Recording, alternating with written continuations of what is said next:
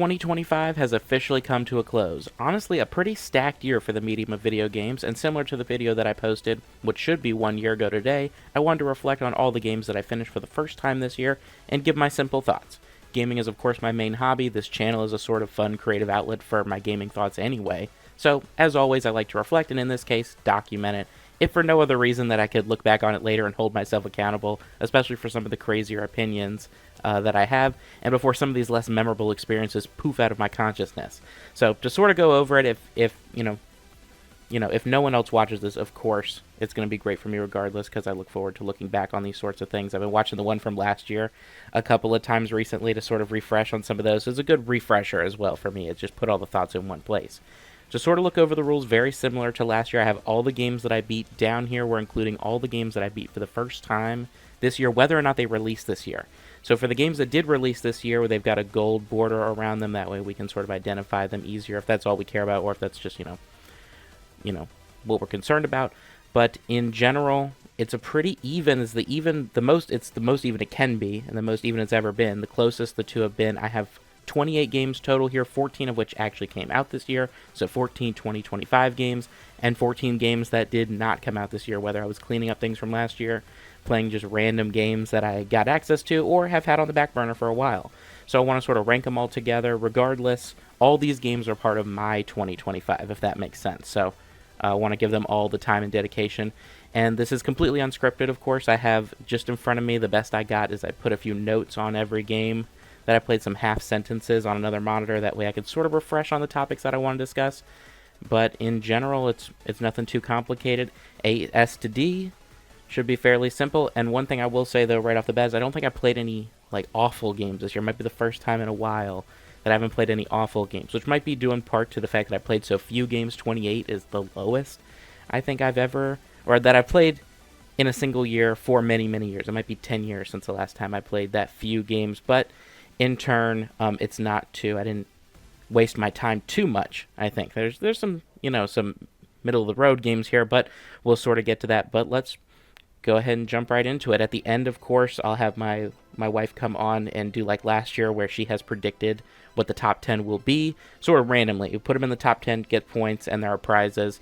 So that'll be something at the very end, but otherwise it's just going to be me just sort of running through, giving my thoughts on these games, and going in order from when I beat them. So we're starting off in January and ending off in December. Oh, goodness. But without further ado, let's jump right in and get started. The first game of January, so the very start of the year, was Mega Man ZX. Is originally a DS game, though I played it via the Mega Man Zero ZX Legacy Collection on PS4. And I always try to start off the year with something positive. I mentioned this last year as well when I tried to play Nier Automata, thinking that was going to be good. But similar story this year. I wanted to start off with something that I've sort of had on the back burner that I know I've wanted to play for a while.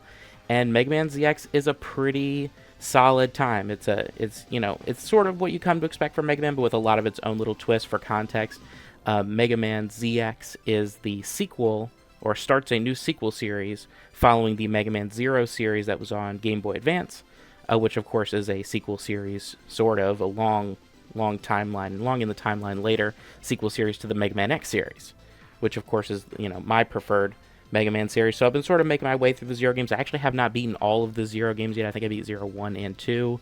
But ZX is one I wanted to play for a long time. The big reason, and one of the highest, or one of the biggest positives we have to talk about with the game, is its central gimmick, which is, unlike standard Mega Man games like the Classic series and the X series, you do not get boss weapons from the bosses in this game. Instead, you get biometals, which are equipable playsets, or playstyles for your character. So you're not just getting one weapon, you're getting a movement system as well, and special abilities and elements as well. So it's always piqued my interest. I've always wanted to play it. I originally thought I was going to get through all the Zero games, but I decided, they're not that, strictly connected. You don't really have to play, I don't think, the Zero games to understand ZX. So I went ahead and popped it in, and it was a pretty solid time. Of course, the positives that I have to talk about with this one, the first one is, of course, that biometal system. In the game, you start off with the X biometal, so you play just, like standard Mega Man, or, more specifically Mega Man X, and then you get the ZX when it combines with the Zero biometal, and then throughout the game, when you beat the bosses, you get, play styles for the bosses, and I think they're based on the bosses from the Zero series. I'm kind of a little shaky. It's been a while since I last played one of those Zero games, but you have like the H model that has a glide and has a spear with good reach. You have the L model, I think it was, that has the makes it fun to play underwater, so the game isn't unbearable in those sections. It's pretty cool. The other thing about the game that I think is particularly interesting, that it is a sort of open world game, as much as a 2D side scroller can be on the DS, which is cool, but it does bring up sort of one of our sort of negative points, because I wouldn't say this ranks as like one of my favorite Mega Man games of all time out of all the ones I've beaten every X game, most of the classic series. I think I'm just missing 9 and 10, and then, sporadically 0, ZX, Mighty Number 9, if we want to count that. But ZX, I would say, is probably, floating towards the upper half of the middle of my ranking. It's fun. Dashing is fun. The different abilities are fun. And they definitely set the game apart from what you would typically experience in the X series. I think the things that sort of hold the game back for me, one is story. It's the first game I beat of the year, so it's been a while since I played it. But I only vaguely remember bits and pieces. I know it's something, I think there's a businessman who's trying to get all the biometals for himself. Something. I don't know. I don't specifically recall, and, that's not great. And then, as well, the world design, while it is an open world and that creates new possibilities for Mega Man, the problem, I think, with it is that being on the 2D plane, of course, there's limitations with that, but also the game sort of, it doesn't really do itself any favors. The biggest thing that I think people will often complain about this game is that it's not super fun to trudge around to find the area you're supposed to be in. Because what the game does do is when you queue up a mission, it tells you where that mission is going to be. Like the name of the area. But all the areas are Area A, Area B, Area C. But they're all in an open world, and some areas are within other areas, so you might go to Area A, and within Area A is the entrance to Area C, and inside Area C is the entrance to Area H. I don't remember specifically which ones, but, I'm spitballing around that's sort of how the gist of it is. And not every area has a fast travel system or has a fast travel teleporter. So it could be kind of cumbersome to figure out where in the world you're supposed to be going, and that can sort of make it not too fun. It's also one of those games, one of those open world games where, when you do quests, things don't spawn ahead of time. So when you do a quest and they ask you to find something, it's not like you could have prepared ahead of time and gotten it early. So there's a lot of backtracking in the game when it comes to that sort of thing. And then there is also, amongst the transformations that you have, there's also just your standard human form, which is the only way to do certain things like talk to NPCs and crawl. So there's a lot of downtime or a lot of stop and start. So I would say it's still an excellent time for Mega Man fans. If you enjoy Mega Man games, you're likely going to like this one and likely get a unique experience out of it with its own, like I said, upsides and downsides. I would say I'm thinking low A, high B. I think I'm going to put it in high B for now and leave it there. Again, it didn't knock my socks off in terms of things like story. I don't really remember any of the music. Though, maybe I got to queue up that music player and double check. But that's sort of where I'm feeling for it right now. We'll see. I think it's probably going to stick around high B, but we will see.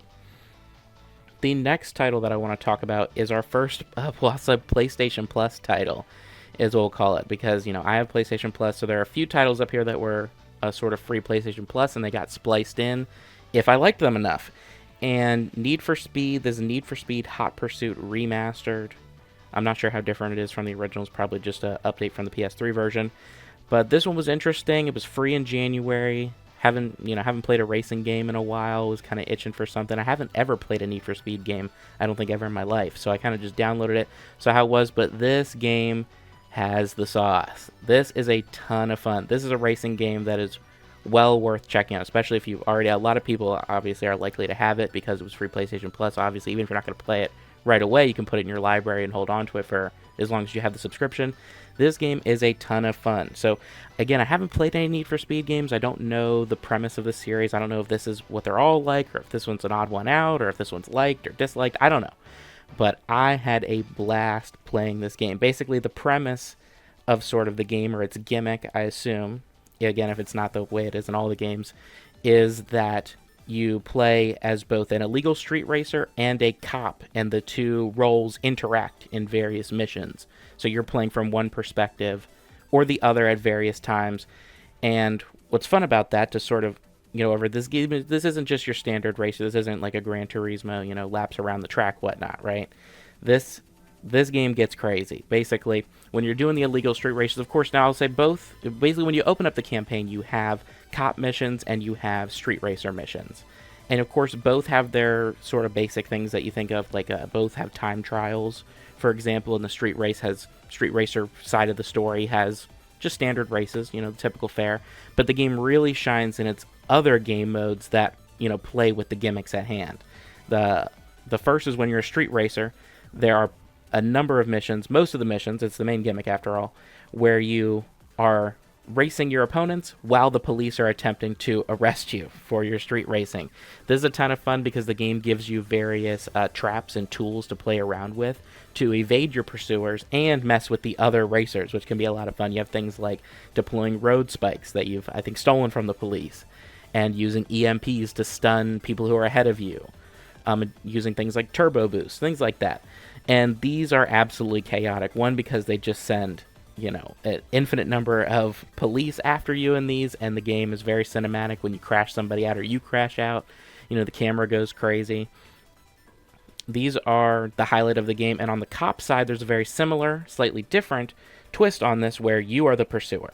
So you are chasing after the racers, and the objective is to take out as many racers as possible to get the highest medal, get the highest rank. You have to take, of course, all of them out, and it is a ton of fun. You have different tools, some shared tools. Both the cops and the racers have spikes and EMPs that they can use, but the cops also have roadblocks that they can set up ahead of the racers, and helicopters that they can call in to do things like deploy additional road spikes.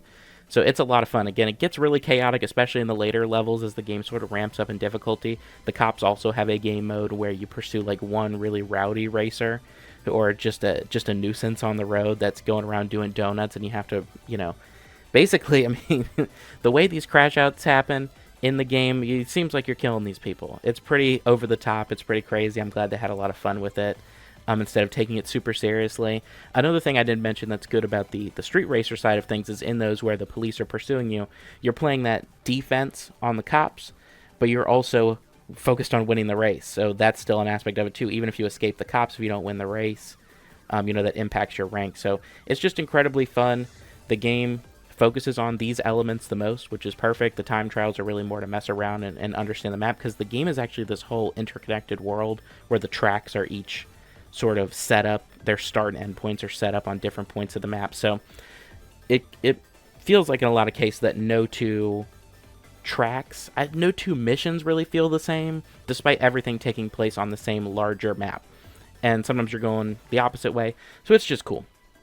It's a cool racer. I had a blast with it. I think it's the most fun racing experience that people could have had this year. But again, it's off the walls. It's not what you typically expect. I didn't mess around with the online. I didn't even see if the online was still on. I think every time I booted up the game, it tried to get me to set up an EA account or something, which I think might have been with this. I think I'm seeing that EA symbol down there. Didn't really feel like messing around with that and setting up that account. But the single player was more than fun enough. I did all the missions. I got gold on pretty much all of them. I definitely wouldn't mind going back and wrapping up some more things and messing with some of the other cars. It's just an all-around great time. And it's also got great presentation. I mentioned sort of the cinematic camera angles, but when you're like ranking up or you're getting a new tool, they've got these really cool cinematics for introducing that stuff too. So it was a lot of fun. I think it's probably a mid A tier, maybe lower A tier. Again, I mean, it doesn't have a story or anything. I just did all the single player missions, said that counts as far as that goes. And the music is all licensed music, so that doesn't really play a factor. But I think the gameplay was solid enough. I mean, really, this surprised me with how much fun I ended up having with it. So I think it's sitting comfortably in the A tier. Next up, we have our first Game of the Year contender, right? Our first 2025 game. And it is another in the Neptunia series. It is Neptunia Riders vs. Dogus, which the gimmick of this one is that it's all on motorcycles. All the characters are on motorcycles, and all the levels revolve around collecting the titular Dogu creatures, or these little blue blob enemies that are usually in the RPG. Neptunia games are usually the first enemies you encounter, and then show up in various forms of increasing power throughout the various games. This one, not great. For one, the game is super short. It's like you could probably knock this out in 3 hours. I think I platinumed it in like a couple days. And then the story is fairly basic. It's basically one of the characters from the Neptunia series, Uzume. She basically finds herself in a weird virtual world where the other goddesses from the series are hypnotized to love dogus, and it's just about freeing all of them for the levels and then figuring out what's going on. It was pretty boring, and it wasn't very funny either. Some of the more recent Neptunia games haven't had a lot of funny, snappy character writing like the older ones do. So this one, that was kind of like I was kind of embarrassed having this on screen when I was playing it. Thankfully, it was short, so I guess in that sense, it's a good thing. But overall, that's not a good thing. Overall, all of that plays into being bad. But it wasn't offensively bad. Again, it was a quick platinum. It didn't offend me or anything. But I just don't have too much to say. I like some of the music from it, but of course being a shorter game with just, it's like 3 levels, like maybe 5 or 6 worlds, I think it was, so 3 levels apiece.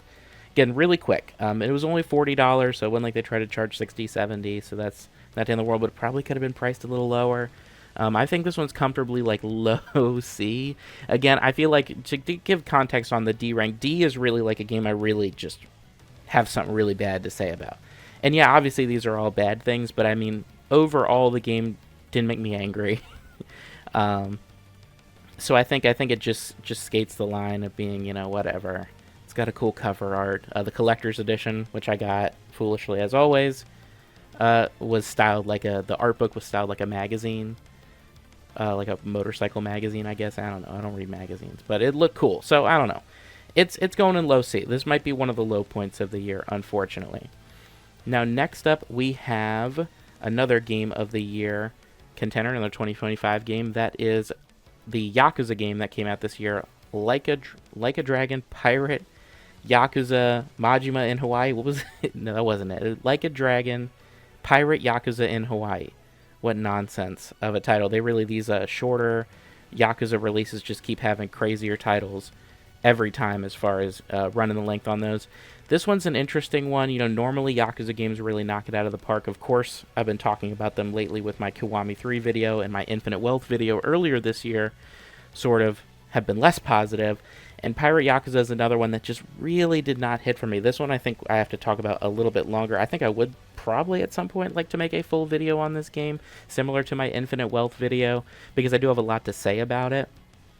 But I'll try to run down the sort of points quickly. Combat-wise, it's Yakuza beat-em-up combat. It's flashier. My biggest problem, or it's flashy, it's got multiple styles. Majima has his normal Mad Dog style, and then his pirate-themed Sea Dog style, which we'll talk about the pirate stuff when we talk about the story. But gameplay-wise, this might be one of the weaker beat-em-up combat systems. For one, so this game does a cool thing, I think, in concept by trying to introduce jumping into the game, which is cool, but they put way too many things on the X button in this game. You've got jumping on X, but these recent beat-em-up Yakuza games they've been doing make you toggle running in combat also on X, which I think just in general is really annoying. I didn't like it in the last Gaiden game, either The Man Who Erased His Name. I didn't like it in that one either, and it's still in this one, and it's weird because why would I ever really be wanting to walk in combat anyway? But that's beside the point.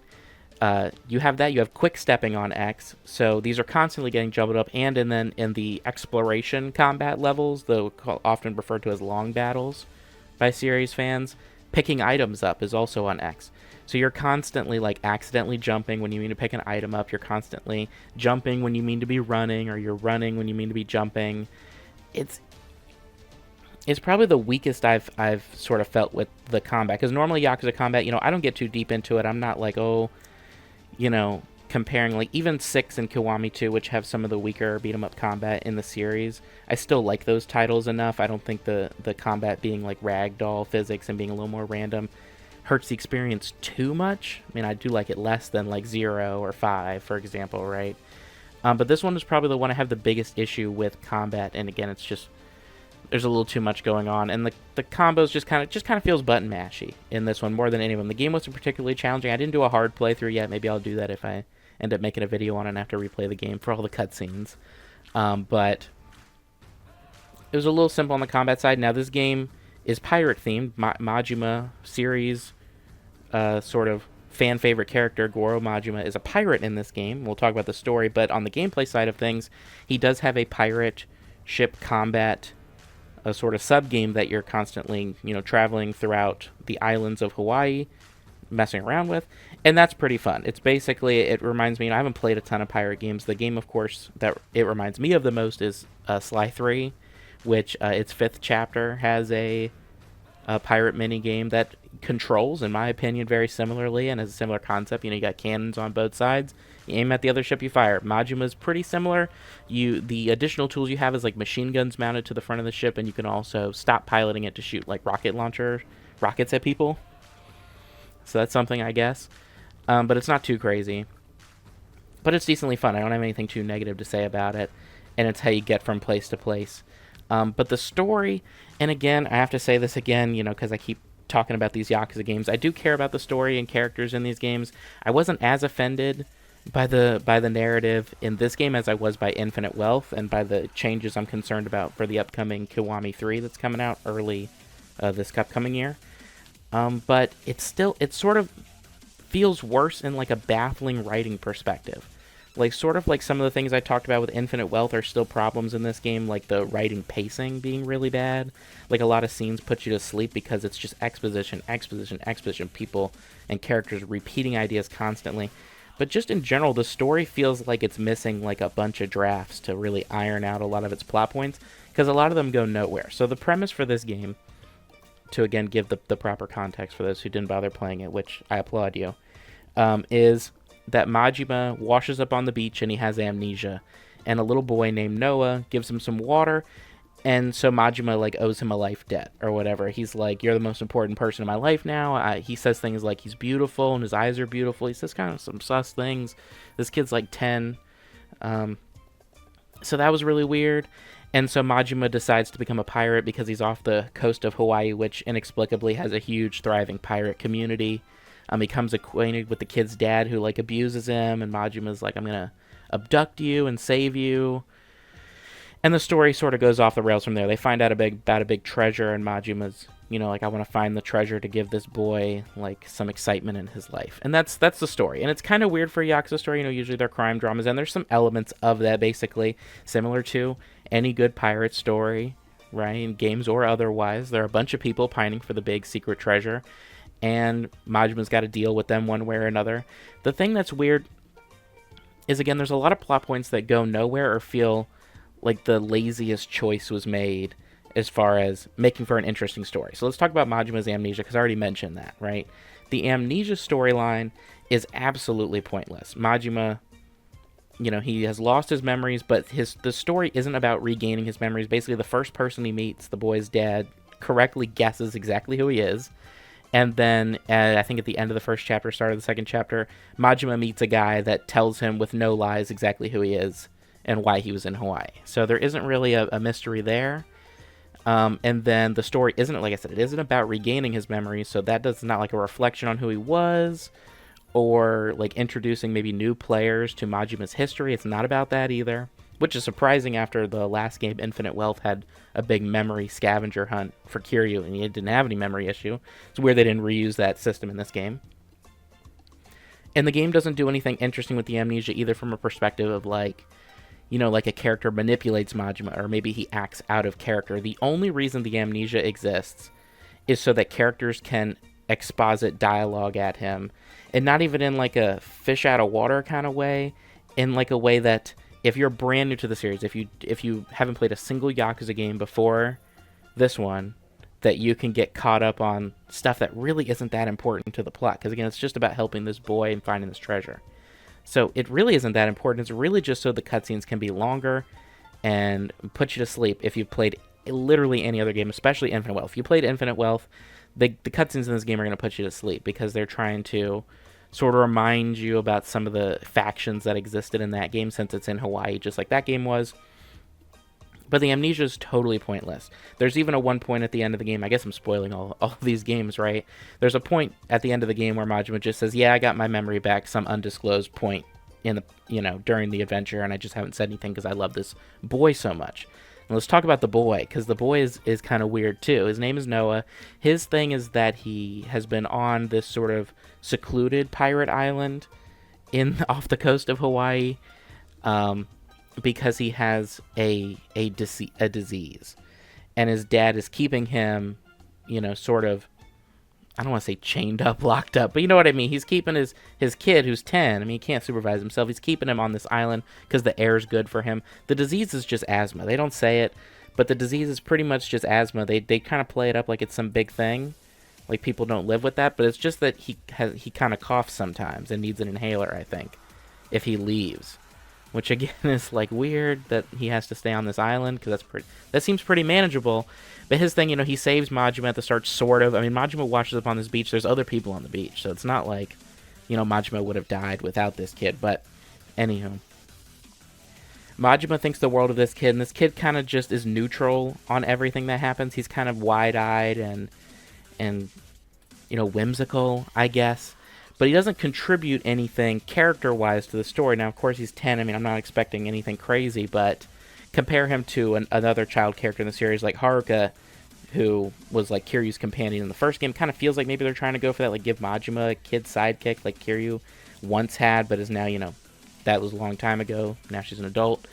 But he contributes nothing to the plot. He doesn't ever, like, it's not like, how they do with kid characters, like they might have like a unique, fresh idea, or I don't know, if physically maybe he could squeeze into something that nobody else can. They don't really do anything like that with it. And even though Majima does take him off the island during the game, I mean, it's pretty early, he basically, tells this kid, hey, I'm going to abduct you regardless, but I'm going to ask your dad first. And he ends up beating his dad up because he's abusing his kids. And then the dad joins, so it's like, whatever. But the kid's disease never comes up again either. I think there's like one scene when they're in like Honolulu where he coughs a little bit in like a low production value, not even voiced scene, I think. And then it never comes up again. So again, they like set this up. They set up all these things of memory. They set up the boy's illness. Does not come up. And then you have the treasure hunt that I mentioned before, right? Everyone's gunning for this treasure. It's been lost forever. I think they say, I mean, I know they say it, like there's maybe something in there as well that might be able to heal you or make you live longer, which is sort of tying into infinite wealth, barely, like just if you know. And then, Majima kind of maybe wants it for the boy, but this is easily the lamest, most poorly, I don't even know how to describe it. The treasure hunt is completely off screen, so all these people are gunning for the treasure. The game is not about like an Uncharted like experience where you're like deciphering clues and going to all these different locations to find out the next clue. Not like that. Instead, the game is about Majima going to all the different people that want the treasure and beating them up, and then at knife point saying, join my crew, or I'm going to knife you. And all these people are like, what? But then my cut is going to go from me getting all the money to me getting like a 1 out of a million fraction of the money. And he says, those are your options, or I'm going to knife you. And so they agree. And so these people, they never, you think, okay, well, Majima, this is not the way to go about recruiting people for a treasure hunt, right? So you think they're going to betray Majima, and they don't. So they all actually do join in earnestly. It's sort of ridiculous. And these people, some of them have different clues, some go nowhere. And then in the final chapter of the game, some guys walk off from off screen. They're like, hey, we found it. Do you want to go to the treasure and do the point of no return and do the finale of the game? So it's incredibly boring. Like, the stuff that you're actually doing is not interesting at all. You're just going to find these people, and they like, oh, the person's here, and then you go here, and then you watch the scene, and you're like, is this really going to work? And the only time, there's one betrayal at the end of the game, and it's completely ridiculous. So Majima follows the grunts that have already found the treasure, and they go to the treasure, and they find it. And then some guy calls him on the phone. The main villain calls him on the phone and says, hey, I kidnapped a girl character from the first chapter, and I'm going to kill her if you don't give me all the treasure. And Majima's like, well, I got to give him all the treasure. And that's the only time that people start to question Majima, and one person betrays him, and then immediately after the fight is like, oh my gosh, like, I'm so sorry, because some BS goes down during the fight or whatever. And it's just completely ridiculous, especially the thing with the hostage being taken, because at the start of the game, they acknowledge that they're leaving this girl that could potentially become a hostage. They're like, yeah, it's fine. So it just kind of seems like insulting the audience's intelligence a little bit. Definitely with the amnesia stuff, that doesn't even need to be. The story doesn't change. If Majima had his memories when he rolled up on the beach and the boy gave him the water, I guess nothing changes because his personality is completely the same. I guess his desire to be there for this boy and love this boy more than anything in the whole world, it would still be there, I'm sure.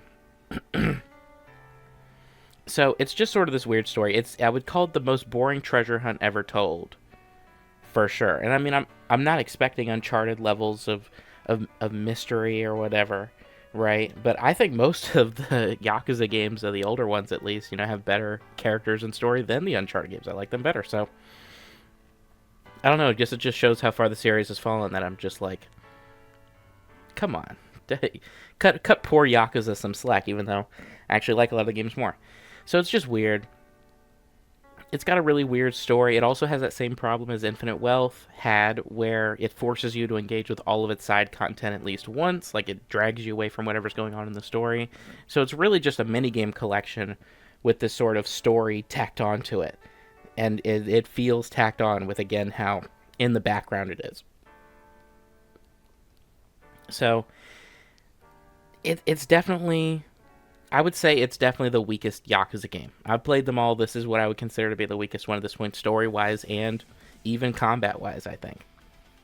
And, put on top of it that it's a shorter title, which isn't a bad thing in and of itself, but, it's not elevating it either. It's not doing it any favors, right? So I'm almost tempted. I don't think... Because, see, okay, so what are the positives, right? I mean, I like that pirate ship combat. The regular combat's just kind of clunky. I guess maybe I went a little too hard in on the pirate combat and not on the ship combat, but on the regular beat 'em up combat. It's fine. It's serviceable. Again, it's probably my least favorite combat system in the series, but it's a series where I typically really like the combat. So, I don't know. I'm thinking maybe low B, almost high C. I mean, after all the negative things I had to say about it, I don't know. I'm kind of feeling like B might be a little too high. Let's leave it in low B. Whoops. Let's leave it in low B for now. Again, the story is really a nothing burger. Now, I'm not the type of person to really get upset about the realism. I was sort of alluding to with my tone in a couple of areas how ridiculous some things are, like the thriving pirate community surrounding Hawaii and docking in Hawaii with their big pirate ships. Yeah, that's all goofy. A lot of people care about the series realism. If it's a good game, if it's got a good story, I'm not going to mind that too much. So it's not going to impact me in a big way. But I can understand someone placing it lower. I could understand a high C or mid C placement. And the thing is, some of the mini games are really fun. I liked there's like a batting cages one with like explosive barrels. That was fun. There's like an arena in this game where you do more of the regular combat and the pirate ship combat, and you build a crew. Oh, and this game has some good sub stories. I actually like the sub stories in this game, I think, better than the main story. There was a couple that I thought, like, a lot of people, I think, didn't like the Minato girls storyline, which devolves into this live-action comic relief slop with the cook side character. I thought that was pretty funny. Like, I had an enjoyable time watching those live-action scenes. Obviously, that's not super gamey. But I liked that, and it was a reward for doing a bunch of like side quests. And then there was one really good sub story about like a strawberry themed idol retiring, and a bunch of like the game was making fun of the fans. But then that was all fun. I liked that. I liked those characters. I thought those characters were better than the characters in the main game. Honestly, that whole sub story was better than the whole game. I'd say get the game and just get to that sub story and play it. If you want to play it, of course I platinumed the game. Of course I did, even though I didn't like it that much. I platinumed it, and it was a quick platinum, which some of the more recent Yakuza games have been, so at least I got that out of it. But I'll leave it in low B tier for now, and we'll knock out some of these next ones, I think, a little bit quicker to sort of make up for the time we spent on that. First up, we have last year. This is a cleanup from last year. We Love Katamari Reroll, so the remake of PS2 We Love Katamari on the PS5. Plus, I think it's plus Royal Reverie. I mean, I have it in my notes. I don't know why I'm not just looking at my notes. But Katamari is obviously a series that is a ton of fun. This is actually one of my wife's favorite series of games. And I finally decided I want to start playing them because I watch them and I get jealous that she's having so much fun. So I finally picked this one up. It's a remake of what I think most consider to be the best Katamari game. Again, We Love Katamari on PS2. And this game is great. The Katamari games are all a ton of fun. I've messed around with the levels in all of them, and I have another one on the list to talk about much later on. But this one is great. It has a good story. I love the story about the king and his history and, rising from him being the prince to being the king. But the gameplay of rolling up items is very satisfying. And We Love Katamari does a lot of fun ideas with it. I like the rolling up the gingerbread house, and I mean, you really have to see it to believe it. I think I'm going to try to put clips over some of this to sort of justify some of the things I'm saying, because it just sounds nonsensical, especially when I'm talking about this. But it's just an incredibly fun time. It has a good story.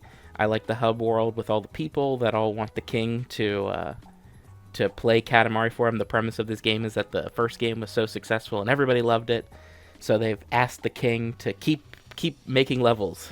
It's sort of the idea, you know, honoring their requests, which come in the form of levels. It's a ton of fun. This is a high A rank game, I think, and it's got great music. The music in these games are all incredible. I listen to the songs frequently when I'm driving or what have you, or working on videos.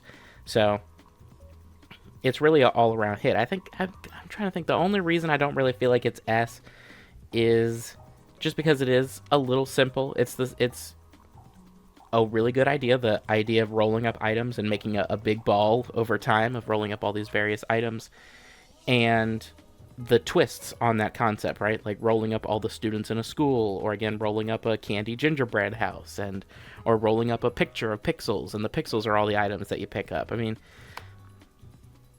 you know, that's a fun twist on it. And eventually rolling up the world and putting all the stars in the sky, and then rolling up the sun and the earth. I mean, it gets wacky, but I don't know if it, like, I don't know, emotionally reaches me. It's just an example of an incredibly fun game. So high A, I mean, that's no black mark on it. It's just, it can only go so high when it's, I guess it's that, right? But again, tons of fun. Again, I don't have anything bad to say about it. It's a great time. It's a great time.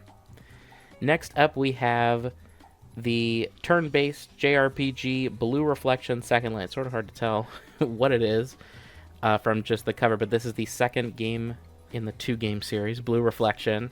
And this is a turn-based RPG. It's basically, the premise is that you have the main character, Ao, has been transported to a sort of weird, trippy, sort of, you know, pocket dimension of sorts.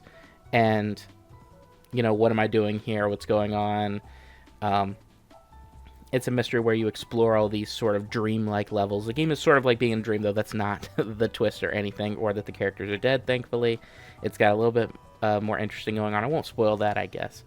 But the main hits with this one is that it absolutely has great combat. It has an active time battle system where your party members and then the enemies are on a moving sort of scale, moving towards the action area of it, and then you pick your moves. It's one of the active time battle games that has a where it pauses the game when you're selecting your move, which I love. Final Fantasy games aren't like that typically with their active time battle systems, so I would consider this an improvement in that regard, at least. And then the game has great music. Again, it's very atmospheric. The game, again, has this very dreamlike feel, so the music is appropriately scored to fit that. I'm going to have some playing right now, I'm sure. And the game looks amazing. It came out, I don't know, maybe I don't know if it came out in 22 or 21, somewhere in the last few years. It came out a few years ago, and it looks great. It's a PS4 game. I think, you know, it's not the most photorealistic game. Certainly, it's the characters are anime aesthetic, and the world is, you know, not up to the modern standard. But the art style is what really sells it. It makes the game more breathtaking than, say, something like Pirate Yakuza, which is just photorealistic for the sake of it. I'd much prefer a game with a cool art style, lower graphical fidelity, than something that's just photorealistic because that's what it's supposed to look like. As an example, just as an art style thing, you know, that's not always the most important thing. But again, that soundtrack, it just accompanies it really well. And the characters are all really cool. The game is basically about finding new characters and figuring out what the mystery of the sort of world that they're in, this weird place that they're at. And they're all fairly likable and have interesting little arcs. Each world is a different character's, like, dreamscape, I think is what they called it. And so you explore their history, and they get their memories back, and then they know what's going on. So it's a great time. I would say, ranking-wise, again, I'm thinking A tier because, again, that combat is just so fun. The game didn't get tiring by the end. It even introduced a few new concepts towards the end to keep things fresh, like the super-powered moves and everything that you get. So, I mean, I don't know. I'm thinking maybe right above Hot Pursuit. I'm thinking right above, because again, I think Hot Pursuit, I don't know if I said high A earlier, but I think I was thinking more like mid A, because again, it doesn't have a story. So middle of A. But again, it was just a really fun time. I enjoyed it. I don't know if I enjoyed it better than the first game. I think story-wise and combat-wise, I liked it better than the first game, which I played a few years ago. But the first game on PS4 had a higher frame rate, so it felt a lot smoother walking around. And I don't know, they both have the same kind of characters. And there's an anime as well for Blue Reflection. I haven't finished it yet. I'm about halfway through it. But it's got some great openings, so they nailed the music in that one as well. And the characters, too. I like the characters of that, too. But we're not talking about that, so I will move on. Another cleanup from last year, might be the last cleanup from last year if I'm looking at the rest of these correctly. We have Black Myth Wukong. This was a Game of the Year contender last year, and it looked really cool. It's another, I don't want to say ripoff because we try to be kinder than that these days, but it's a Souls-like game. Absolutely. It's got a lot of cool exploration and levels. You basically play as Monkey Man who doesn't talk. So they don't have to have a crazy story or anything. And, you're traveling throughout the world of like some Chinese mythology. I don't know all the stuff.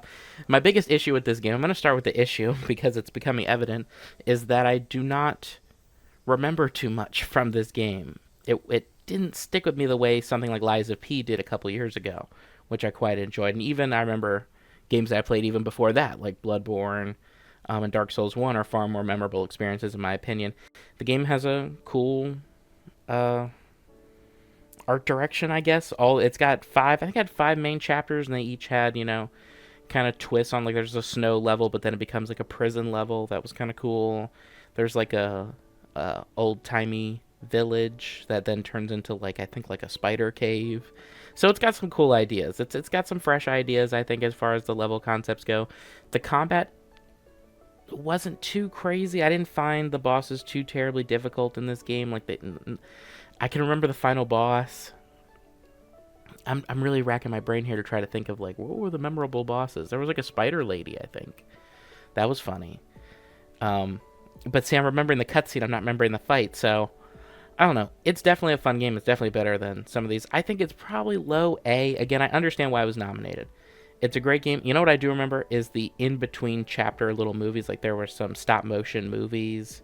Or there was, like, one. And there were some cool art style things. So they, if you like Chinese mythology, I think that's what it's largely based on. If you like Chinese mythology, you're going to get a little more out of this than I did. But the combat is fun.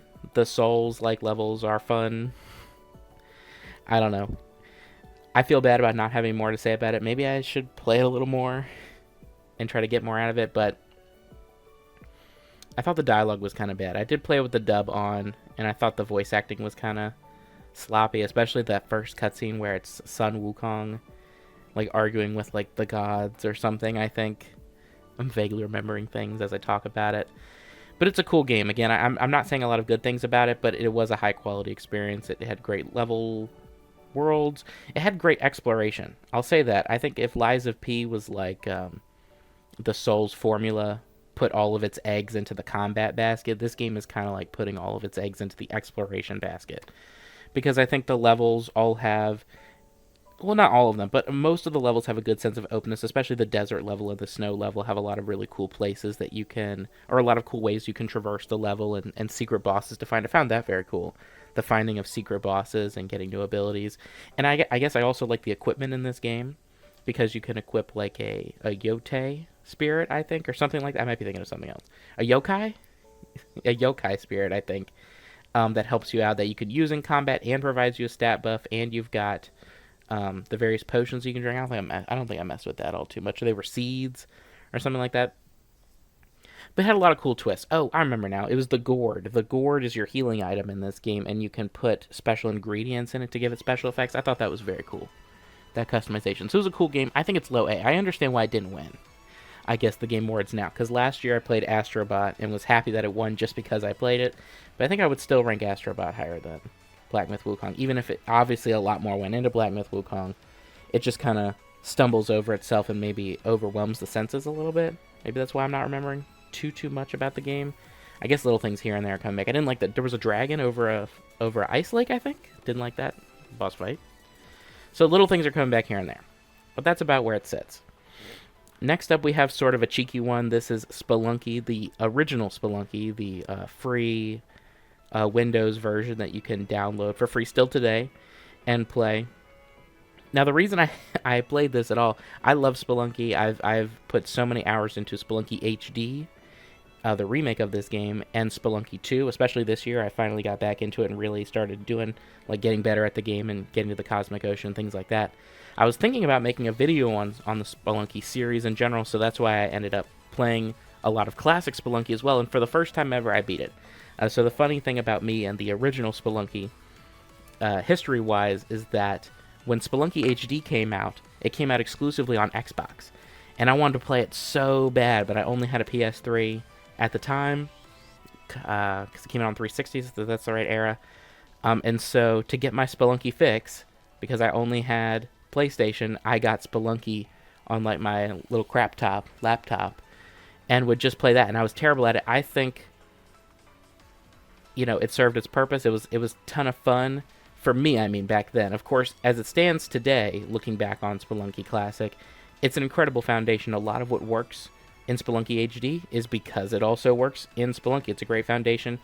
I am thinking low A for it just because, compared to HD, I do think HD is, of course, the superior version. I think everyone thinks that. I don't think a lot of people really return to Spelunky Classic all too much because HD really refined that formula and really, just elevated the concept to a much higher point. But Spelunky Classic, the magic is absolutely there. The things that don't work for me in Classic is some of the movement stuff, like fall damage is it was very hard for me to get used to how easy it is to take fall damage in Classic compared to HD and 2. Some of the enemies have less consistent movement, which I think messes with the experience, because one of the great things about Spelunky is that the enemies are very consistent. The chaos comes from putting them all together alongside things like the traps and the other things that show up in the various biomes. But in Spelunky Classic, things like the spiders jumping and the frogs jumping is less consistent and makes things sort of harder to feel. It's like sometimes you feel unfair because you don't know what the spider is going to do. I mean, the movement is all over the place. Maybe I'll put something on screen for that. But it's still a fantastic game. It definitely belongs in the A tier. I can see why Microsoft approached Derek Yu, the game's creator, to put Spelunky, to update it and put it on 360. It's a great game. It's so much fun. It's my favorite roguelike series of all time. Spelunky 1 and 2 are absolutely my top two favorite roguelikes, roguelites, however you want to refer to them. Absolutely of all time. That's my preferred roguelike experience. And they're my favorite indie games as well. So I had a blast with it. It deserves an A tier spot. Now we have a good string of Game of the Years, though, to get back to. First up, we have another Compile Heart Idea Factory alongside Neptunia. We have Death End Request Code Z. So this is a spin-off in a lesser-known Compile Heart franchise, Death End Request, which is a series I quite enjoy. The first game ranked very high in my 2019 sort of ranking, and then 2020 or 2021? I think it was 2020 was when the second game came out, which I liked a little less, but was still very good. So Code Z is the first game that's released in quite a while for the Death End series. It's basically like an RPG with horror elements. The first game was about being trapped in a video game too, so it had that sort of trope going along with it. Code Z is kind of a weird title, though. It's a spin-off. It's not intended to be like 3.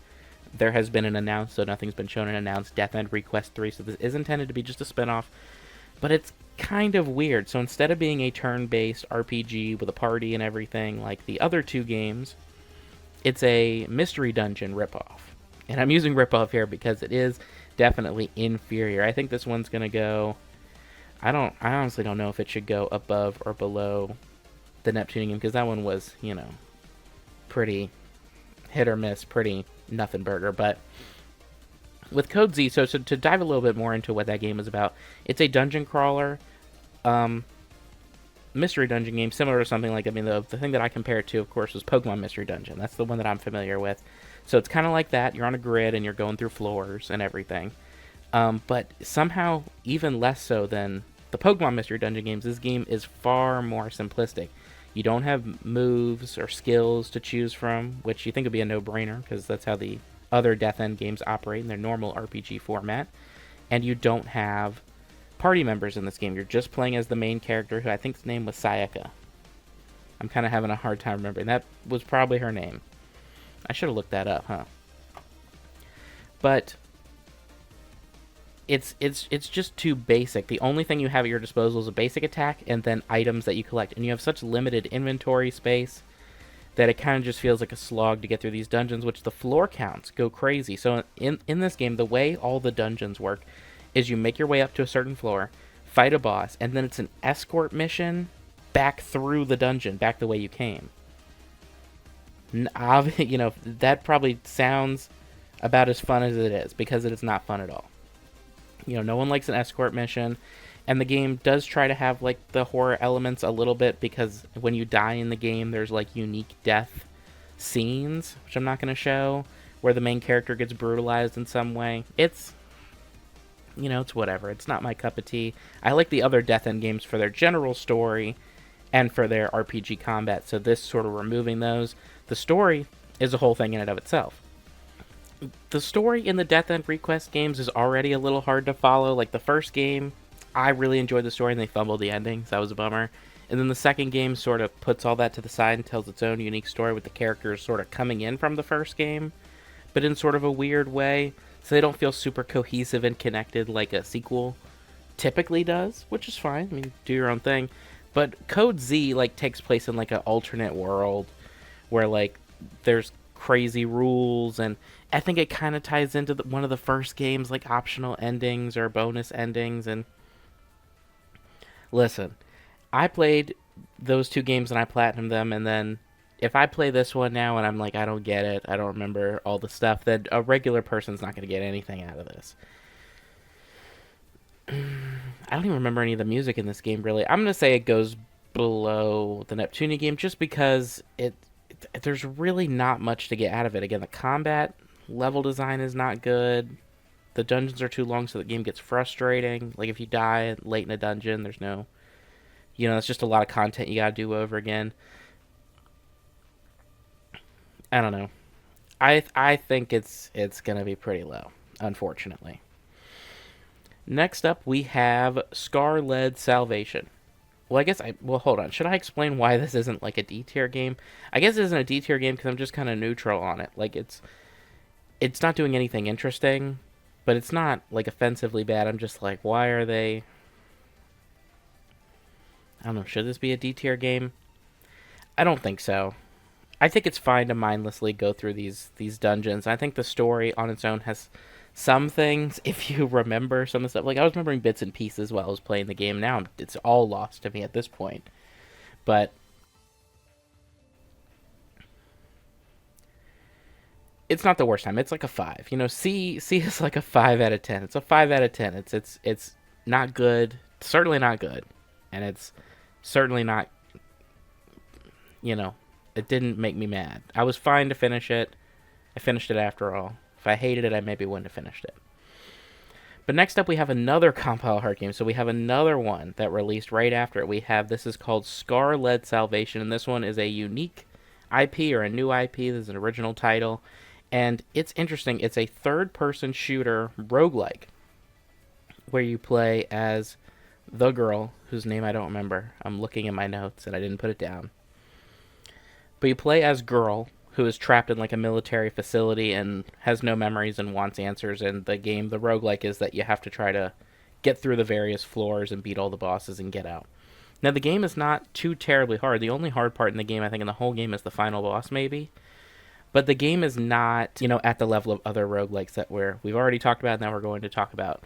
The story is boring. The characters are boring. Basically, the girl talks to, like, an AI that supports her the whole time, and he's kind of lying to her. Sometimes I think he kills her at one point as well. It's not terribly interesting.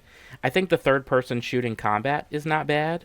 I quite enjoyed that. The problem with the gameplay, though, is that the floors are too long, and the game sort of revolves around this weapon upgrade system to keep in line with the enemies' increasing health bars and capabilities and things like that. But the upgrades cost so much of the game's currency that you get from dropped enemies, and they just don't feel different. Like, you can go up 5 levels and it really not feel like you're doing that much more damage. Now, of course, I have to talk about this. The day after I platinumed the game, a patch was released. I didn't play the patch, but I read the patch notes because I was interested.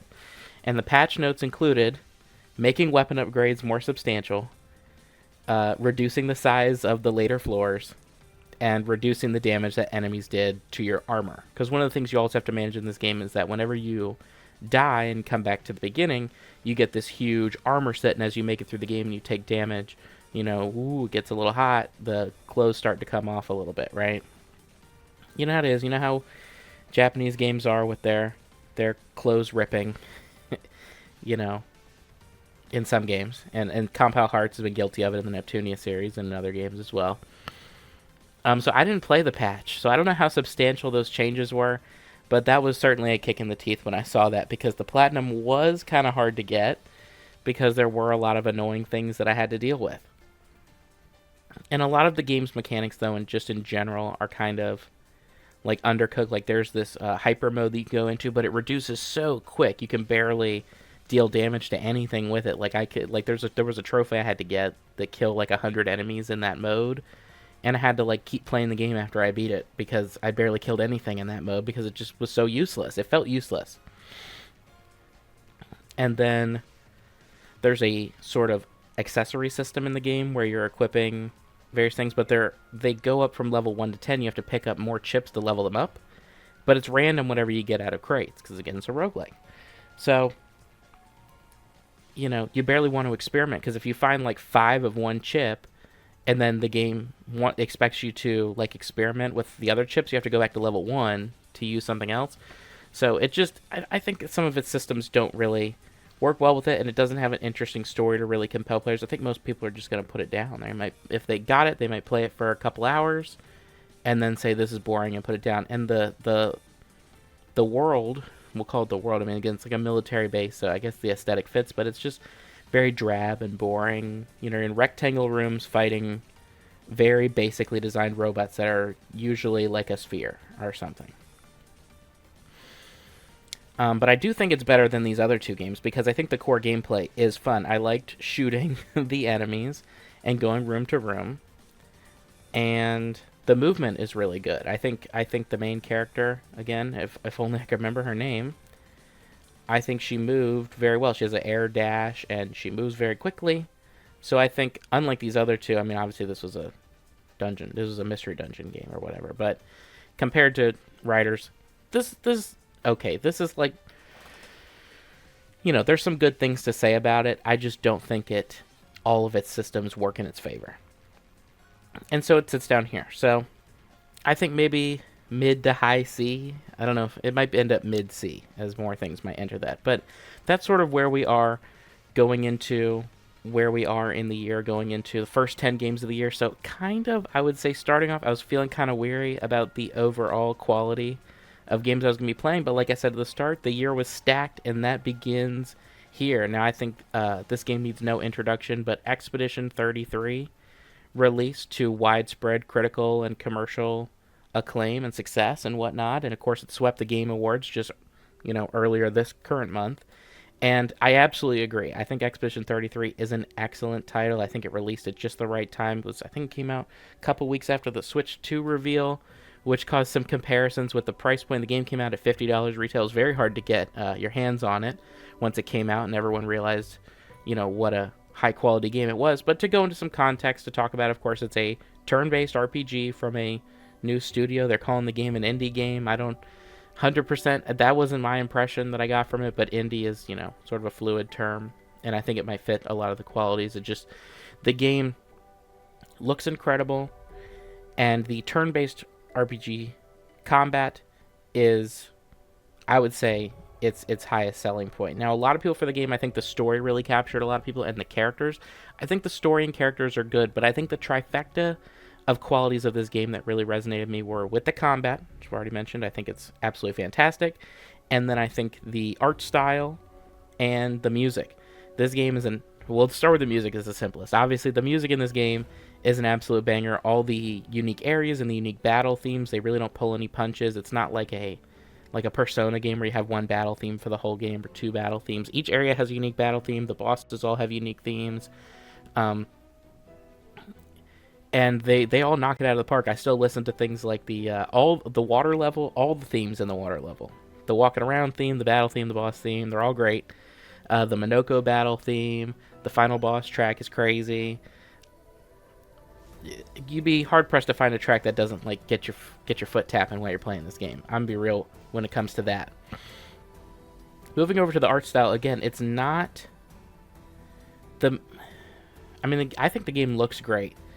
Again, it's not striving for just generic photorealistic. The worlds have a very abstract feel to them, whether that's the Lumiere city that you start in, which is like it's like a sort of distorted France, to the crazier areas when you get out into the world that sort of surrounds the city, and you have, again, that underwater area looks stunning. I think that was the moment where I was like, wow, this game looks great. But the forest area you start in with all the floating rocks and everything, and the various paths, to even the mountain areas that have like fire elements in them. It's just a very creative world that doesn't just fall into the traditional archetypes that you might find in a game that's just like, we just need some archetypes to differentiate these levels. It's a very good looking of a game. And the character models all look good. They animate well, and in combat, the animations are great. I mean, that's not the first thing I think of, but it's just adds to the visual flair of the game. I think that's one of the reasons why a lot of people don't want to consider it an indie game, and even I'm hesitant, even though I can acknowledge that it probably, if people are saying it, probably does fit the bill, but it just looks, like a trendsetter in terms of the visuals. But the combat is the most important thing. Now, I'm a type of guy, I'm playing all these bad ones. I like RPGs. So I'm not one of the people who's like, this is the one good RPG, or this revived RPGs, because I've been playing them this whole time. Bad ones, good ones. Like Blue Reflection's another one with a great combat system. The thing that really elevates Expedition 33's combat is, one, it has so many fun things going on with its individual characters. We'll start there, because each character in this game has a whole gimmick and play style that is separate from each other. And I think, you look at these, you look at characters like Lune and her magic stacking, and the Gustav and his, electricity build-up thing, or Mael and her stances. These individually could have carried a whole combat system where a whole party uses these and just has unique skills that differentiate them. So the fact that Expedition 33 wows with every new party member you get, feels like you're playing basically a whole new game, a whole new turn-based RPG, but it keeps the game incredibly fresh and makes combat extremely engaging. But on top of that, to add to that, the game also has a dodge, jump, parry system where you can respond to enemy attacks in different ways. Jumping always has to be jumping, but you can choose to dodge, which has easier timing, but you don't get to counter, and then you have parries, which counter. So it just makes the combat incredibly fun and engaging to mess around with. I've seen like challenge videos where people try to do only parries, or they try to do level 1 playthroughs, and the game is very supportive of experimentation and flexibility with its combat system. I think that's a ton of fun. I didn't dodge a whole lot in the game. I really like to try and parry, which meant I was probably taking more damage than I needed to. But all around, it's super fun. All the party members have a fun combat style. Like I mentioned a couple of them already, but then there's Verso with his ranking system, like it's Devil May Cry or something. That was cool. And Minoko, who is the blue mage, I think it is, from Final Fantasy, where they learn moves from enemies. It's all a great time. I'll circle back to the story and characters. I like the story. I sort of have an aversion to stories that I feel like come on too strong. The game has this super emotional, devastating moment right at the start, and then is followed by like another one right away. And I think that works for a lot of people. I think it hooks a lot of people into the story and the world. But for me, I feel like putting the big emotional, set pieces right at the start sometimes feels to me like it's coming on too strong, like it hasn't hooked me yet, and that isn't something that hooks me. But overall, I think the story is really good. I think by the end, it does go in some crazy directions that might not work for everyone. Just fine. My biggest hurdle, I think, in the story, I think what kind of caused me to not value that as much, is the Act 1 finale twist. I wasn't crazy about that, and that was a hurdle that sort of distanced me from the game a little bit, which might sound a little silly for those who know what it is, but I wasn't the biggest fan of it, and it sort of softened me on. Again, it distanced me from the game a little bit throughout the rest of the game, but the characters are all likable, so there's nothing bad about it. I wouldn't say it's bad, I would just say it's not the type of story that hooks me. it didn't have the right hook for my tastes, and then it lost me with a couple of things. But overall, I quite enjoyed it. But I think the combat, the world, the music, the animations absolutely warrants it to be as high up as our first S tier game of the year, no question. Again, especially with newer IPs or original titles, I'm much more lenient on things like story and characters, because it's not messing with anything established. Like, I might look at Pirate Yakuza or Neptunia Riders versus Dogu. You know, I might look at those a little bit and treat them more harshly if their stories or characters are, you know, are annoying or they don't work. In the case of Expedition 33, not only am I not really holding story against it when the gameplay is so good and it's so new, but also it still is good. I'm just emphasizing that isn't the reason why it's got S tier for me. The story is a nice cherry on top, really, to what is an awesome game experience. I haven't platinumed this game yet. I absolutely want to go back to it and keep playing it. It is an absolute joy and tons of fun.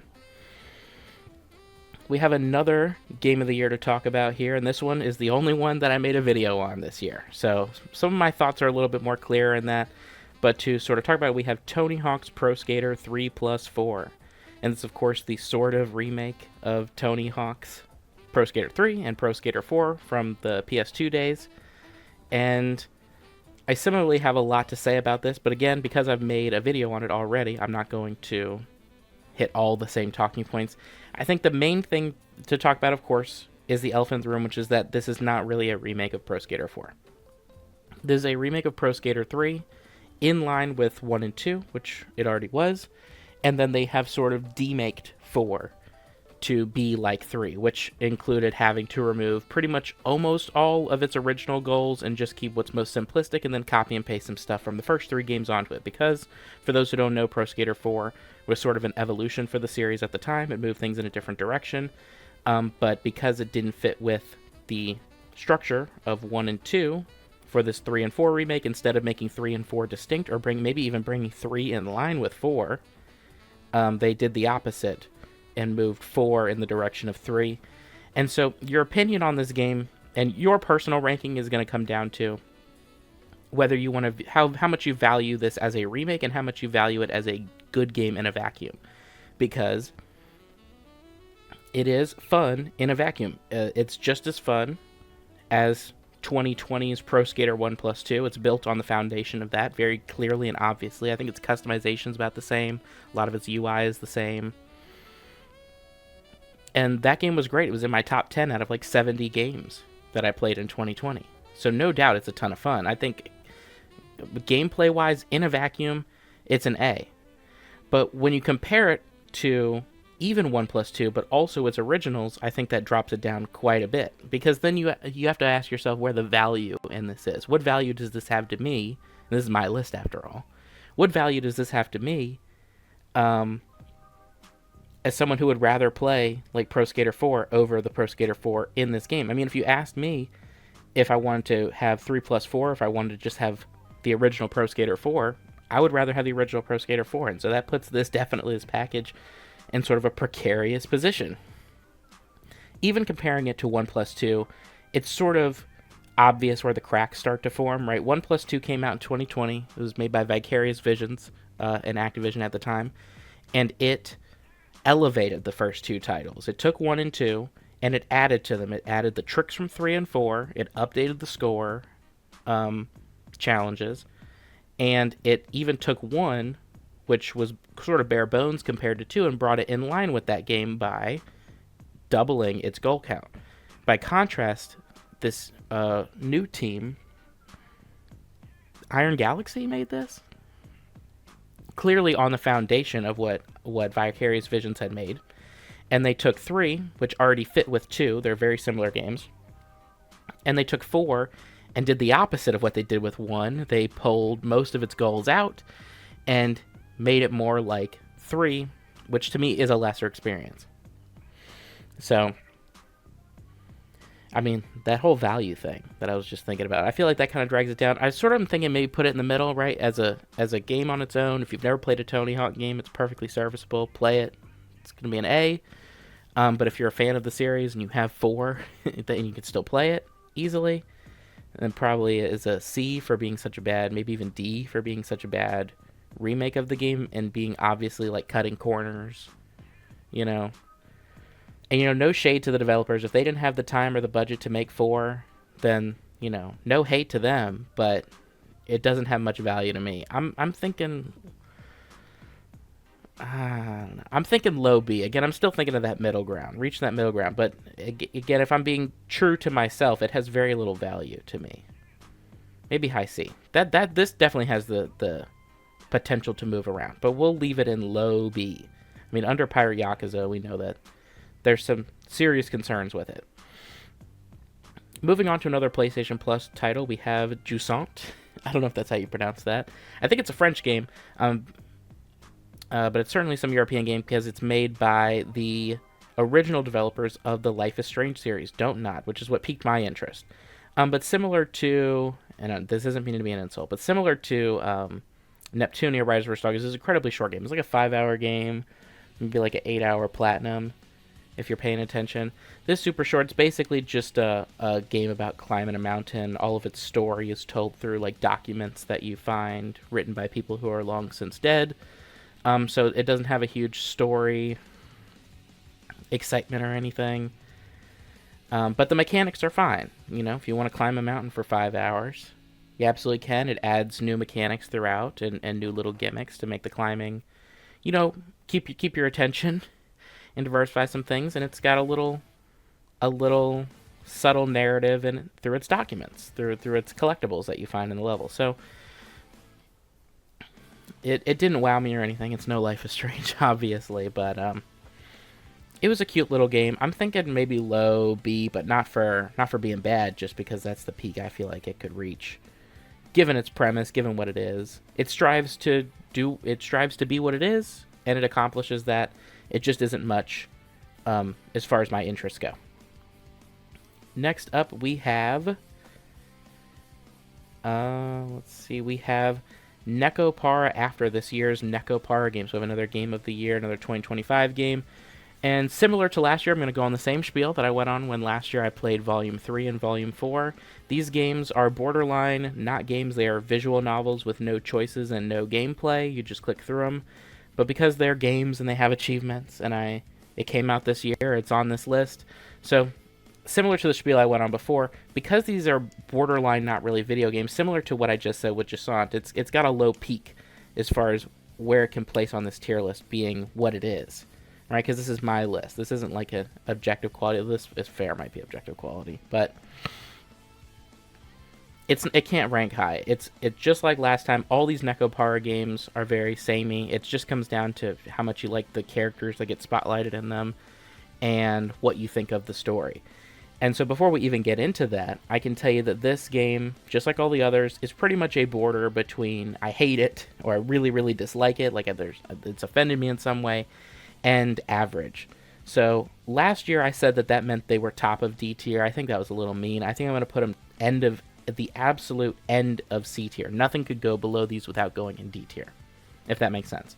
To talk specifically about Nekopara After, it is the last, I believe, it's going to be of the Nekopara visual novels, which are, very anime, obviously.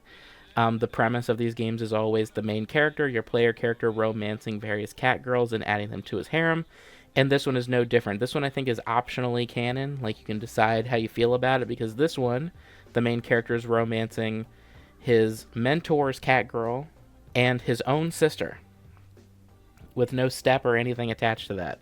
So naturally, this is an optionally canon, or you could just, I guess you could say, non-canon title in the series. It's rather quick. It was much shorter than the ones I played last year, Volume 3 and Volume 4.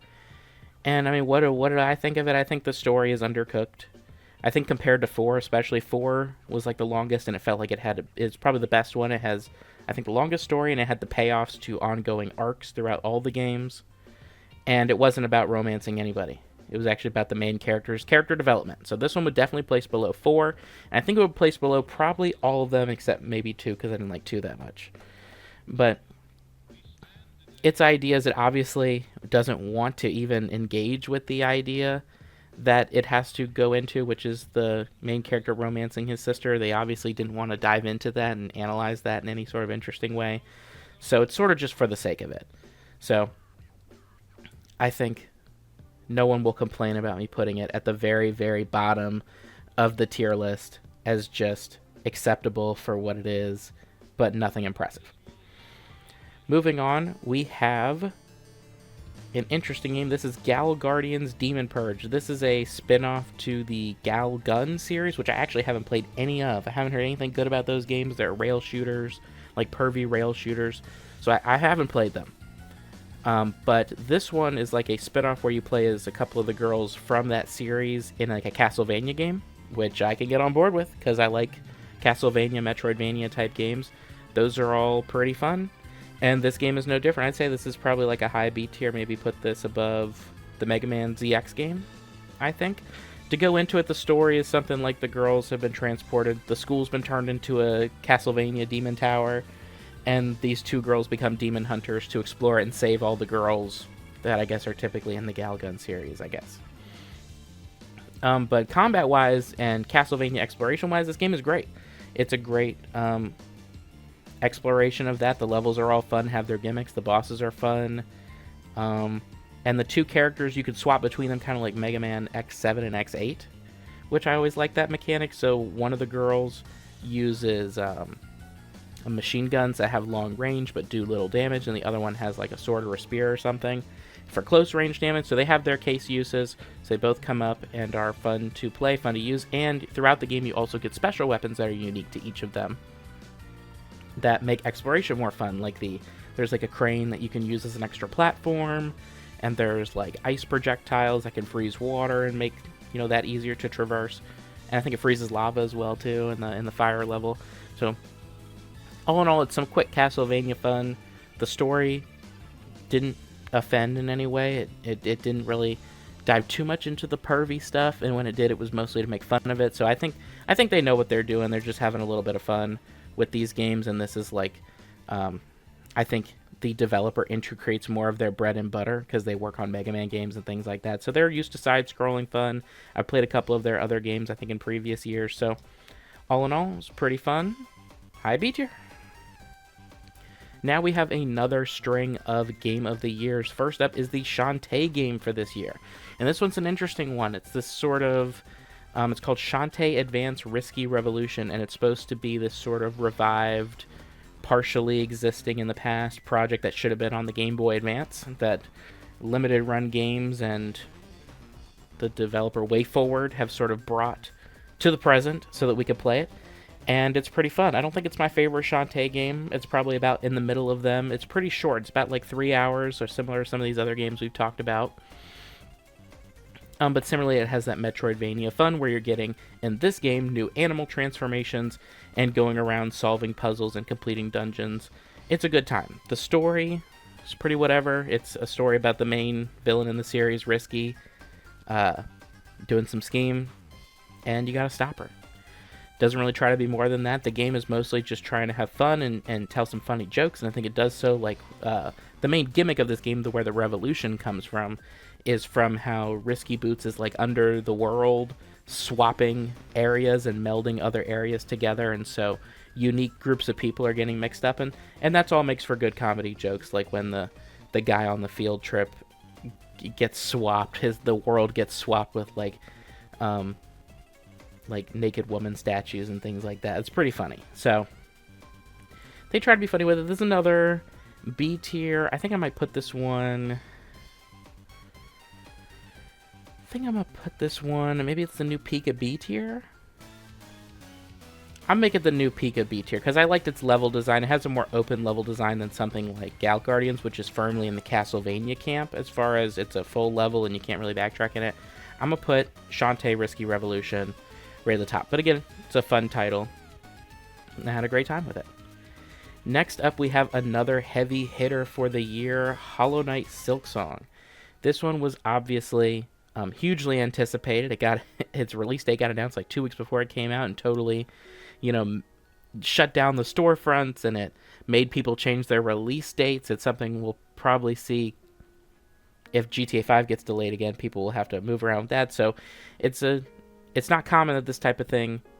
Did I say GTA 5? GTA 6, of course, is what I meant. If that's what I said.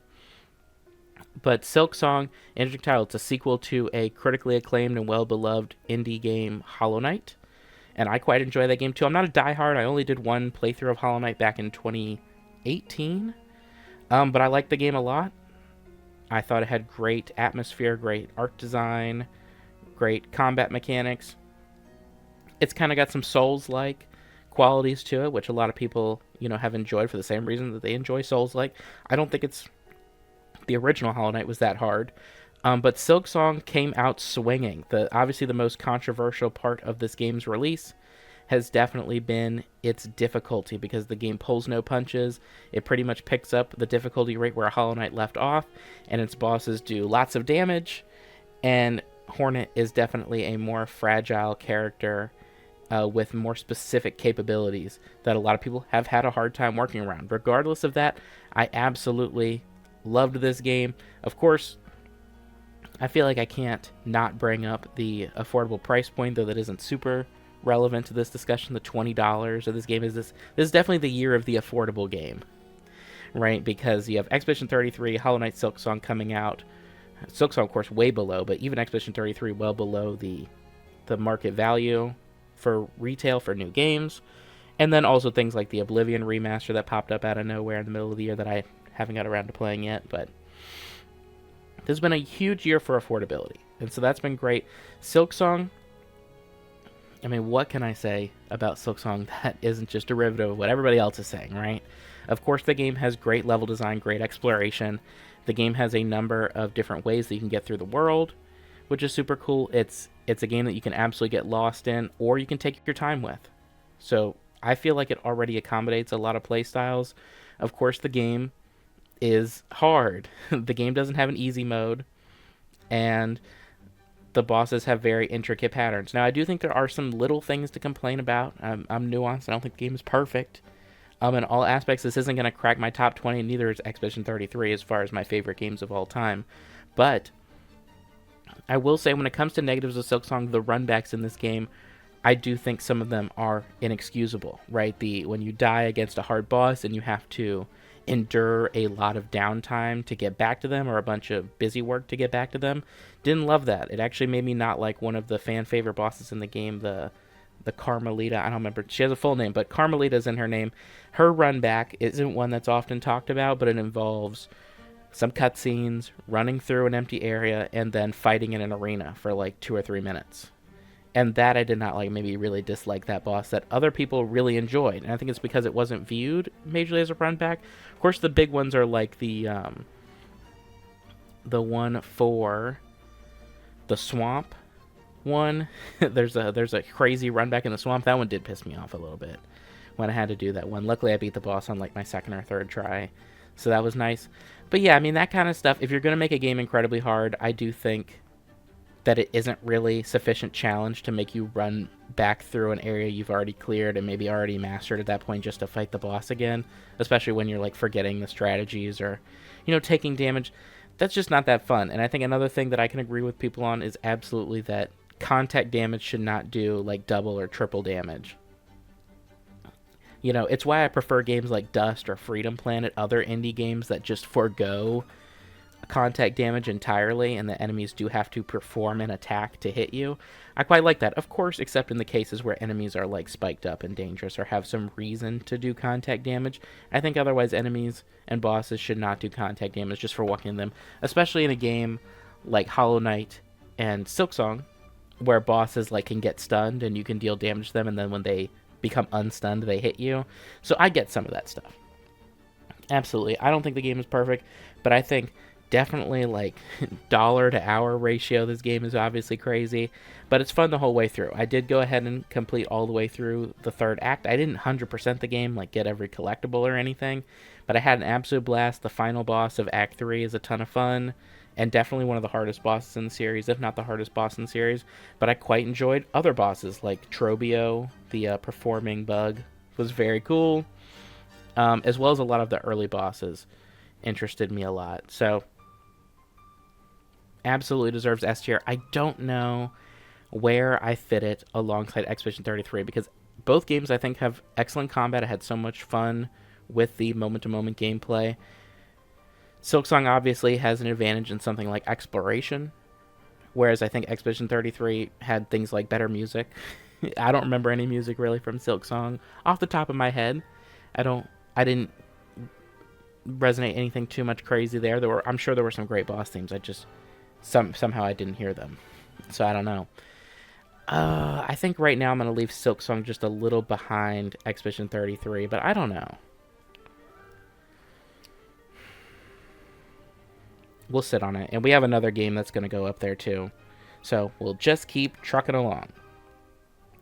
Next up, we have a pretty simple one I think to place. This is Pac Man World 2 RePac. This is a remake / remaster. Some of these, are not full-blown reimaginings, so I hesitate on what to call them.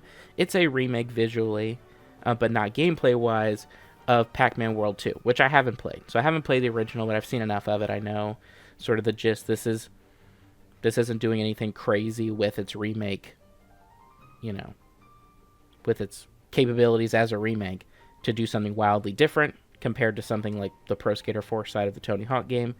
But it's a ton of fun. I played the first RePac back when it came out a couple years ago, and I thought it was pretty fun. I like this one better. And I think that what that boils down to, of course, is that I must like Pac-Man World 2 better than the original. Of course, being a PS2 game versus, I think, the original Pac-Man World was a PS1 game.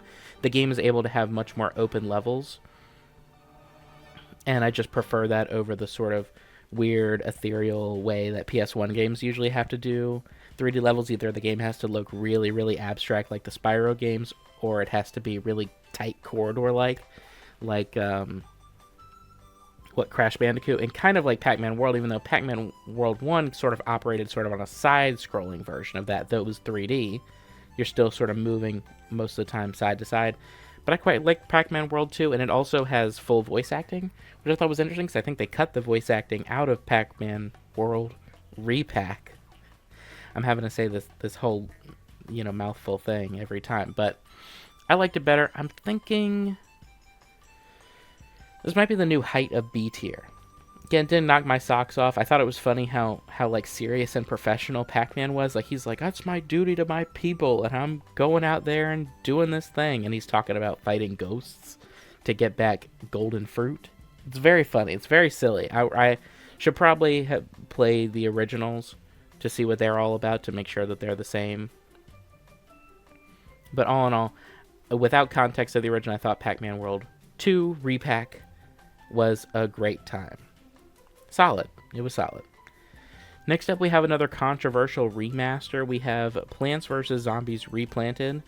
This one's another one that's sort of, it's going to depend on how you sort of weigh in on the issues relating to it. Kind of like my personal issues with 3+4. This is more, I think, widespread, not known, and a concern. But of course, the Plants vs. Zombies Replanted remaster was definitely rushed, and I believe people are saying that it used generative AI as well in its creation, and that's caused some visual glitches. And I even encountered some glitches when I played through the game on the first time, like zombies automatically killing you from the start of level, which obviously is frustrating, though thankfully it didn't happen to me too terribly much, or in any level where, like, I was about to win.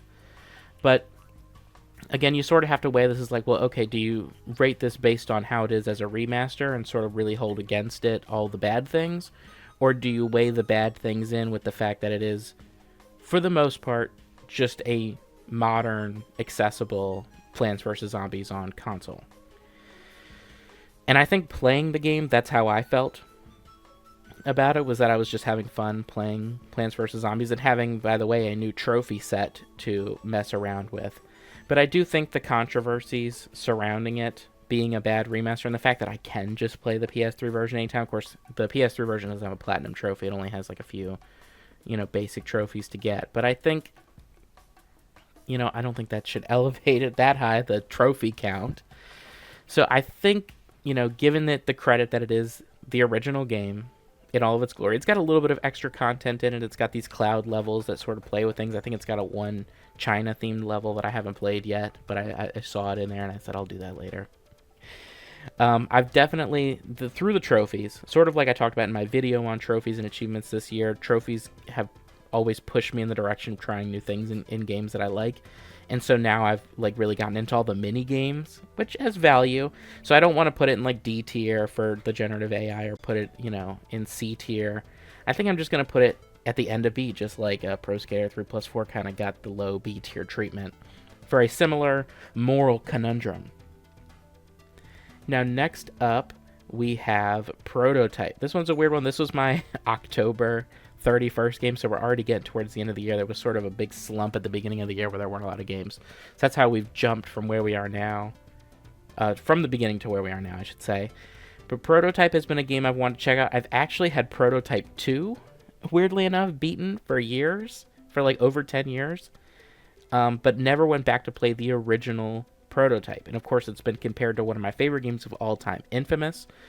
And I thought, hey, it's got zombies in it, I guess, so it can be the Halloween game. So I, ran through it a couple of days leading up to, and then finished it on Halloween. And as far as the Infamous comparisons go, I definitely get these sort of superficial comparisons. Two guys with powers, a pandemic breaking out, and some other superficial aspects. I can see the comparisons, but in terms of quality, I absolutely do not see a comparison to Infamous. I think the story is the biggest glaring issue with Prototype. It really just, all of its cutscenes are like 10 to 30 seconds long. It just speeds you through its ideas. They really want to get you into the action, and hey, I can respect that. And the game is a fun little hack and slasher. I just, I didn't love it. I had fun trying out the new powers a couple of times each, and then otherwise I just stick with whatever the best option was at the time. The story didn't resonate with me all too much. It kind of just speeds through its ideas again, beat for beat for beat, and it doesn't really, focus on anything for too long for me to get invested, which is fine. But there's things about Prototype that I like, and I've always thought are cool that they did that Infamous didn't do. Things like hijacking tanks and helicopters. That's always fun in these games. And I like the stealth system. But I definitely prefer, the focus that story gets in something like Infamous. And it's not really fair to... I almost feel like it's not fair to compare the two, because I like Infamous so much more than what Prototype ended up being. But again, I don't think the game used its powers very well. I think the comparisons to Infamous did me bad, obviously, in this. Because one, I was thinking about that the whole time, and I love Infamous. But also, I was not... It took me a while to get to grips with the fact that all of the upgrades are just in the menu, and you aren't getting upgrades throughout the game, really. Once I got to grips with that, the game got a lot more fun, because I got the tether and was messing with things and upgrading my health and stuff. But the game is just kind of there. I can see why this didn't go too much farther than it did than just getting Prototype 2 and then being done. Based on my memory of over 10 years ago playing Prototype 2, I feel like I like Prototype 2 more. But I know that's kind of controversial because the story takes a really crazy turn in Prototype 2 that differentiates itself from 1 that, obviously, I think if you play 1 first, you're not going to like 2. And if you're like me and you play 2 first and you don't play 1 for 10 years, then obviously you're not going to really resonate with 1 as much. And you're going to think 2 is better because you remember 2 being good. I obviously need to replay 2 and maybe talk about them in more detail and analyze them together. But in the context of playing it, it was a fun game. I think it's another B tier. I think I put it above... I think I put it below Pirate Yakuza. I think Pirate Yakuza still had more fun with that, a little more familiar with its systems. But Prototype is still a fun game. I love running up walls. I love chopping dudes up and running over people and flying helicopters and taking out drones. All that cool stuff. I didn't really like the side content in Prototype either. That's another thing that's sort of holding it back was... I tried out some of the little platforming challenges, but the game doesn't really have precise movement, so that was kind of hard to come to grips with. And then destroying things like the military bases and the hives just didn't feel super purposeful. I was never strapped for experience in the game anyway to buy upgrades. I felt like any upgrade that I wanted, I was always able to buy it when I wanted to buy it. Maybe in part because at first I wasn't buying upgrades. So that might have played a role in it, but... Overall, it's a fine game, and it's very accessible. I played it on PS5, even though I put PS3 up here. I played the PS4 version on PS5, and it was fine. All right, 8 games left to go. First up is Scarlet Nexus. This one is a bit of an interesting one. Around the time it came out, I think 2021-ish, around there, or early 2020s. This game definitely grabbed my attention with the trailers. It looked pretty cool, pretty interesting. But for whatever reason, I didn't end up picking it up at the time and ended up scooping it up later in a group of games, like for $10 in the bargain bin. And it's just been sitting on my shelf for a while. So for some reason, I was compelled to pick it up, give it a try, and it's pretty alright. It's an action-adventure game, sort of beat-em-up style, with or hack and slash, rather, perhaps, would be more accurate, with a lot of psychic powers sort of weaved into combat. The main characters in the game you can choose to play as either the male protagonist, Yuito, or the female protagonist, Kasane, and both can manipulate objects, shoot things over at enemies, as well as do cool combo finishers and things like that. The combat overall is pretty cool, as you end up amassing sort of a wide party of abilities that you can activate, like super speed, invisibility, duplication, or just elemental things like electricity and pyrokinesis. So all in all, the combat is pretty fun.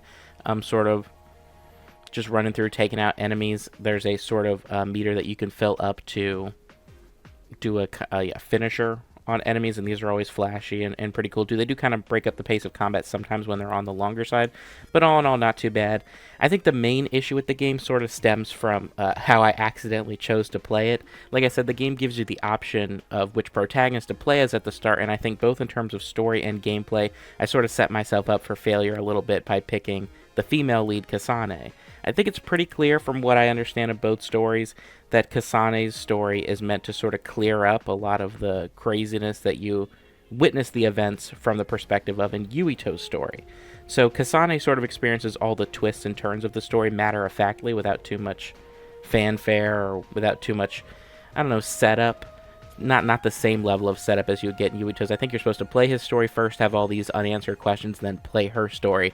And instead, I sort of reversed that. So I haven't gone through his full story yet, but I have to imagine it's not going to be as satisfying as if I did things the other way around. And additionally, I've heard that Yuito is also supposed to be the more beginner-friendly character. So I did have some struggles in the combat early on, just because the enemies in this game hit like a truck.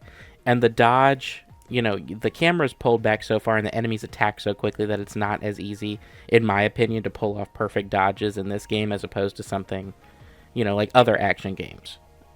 So, your mileage will vary on that. I think my biggest issue with the game was just that maybe because I was playing from the perspective of Kasane and the twists weren't really particularly well set up, or perhaps because she's more of a deadpan, she's more of an emotionless character for most of the game, that it just didn't resonate with me, which is a problem because the game spends a significant amount of time on cutscenes and especially dialogue between characters.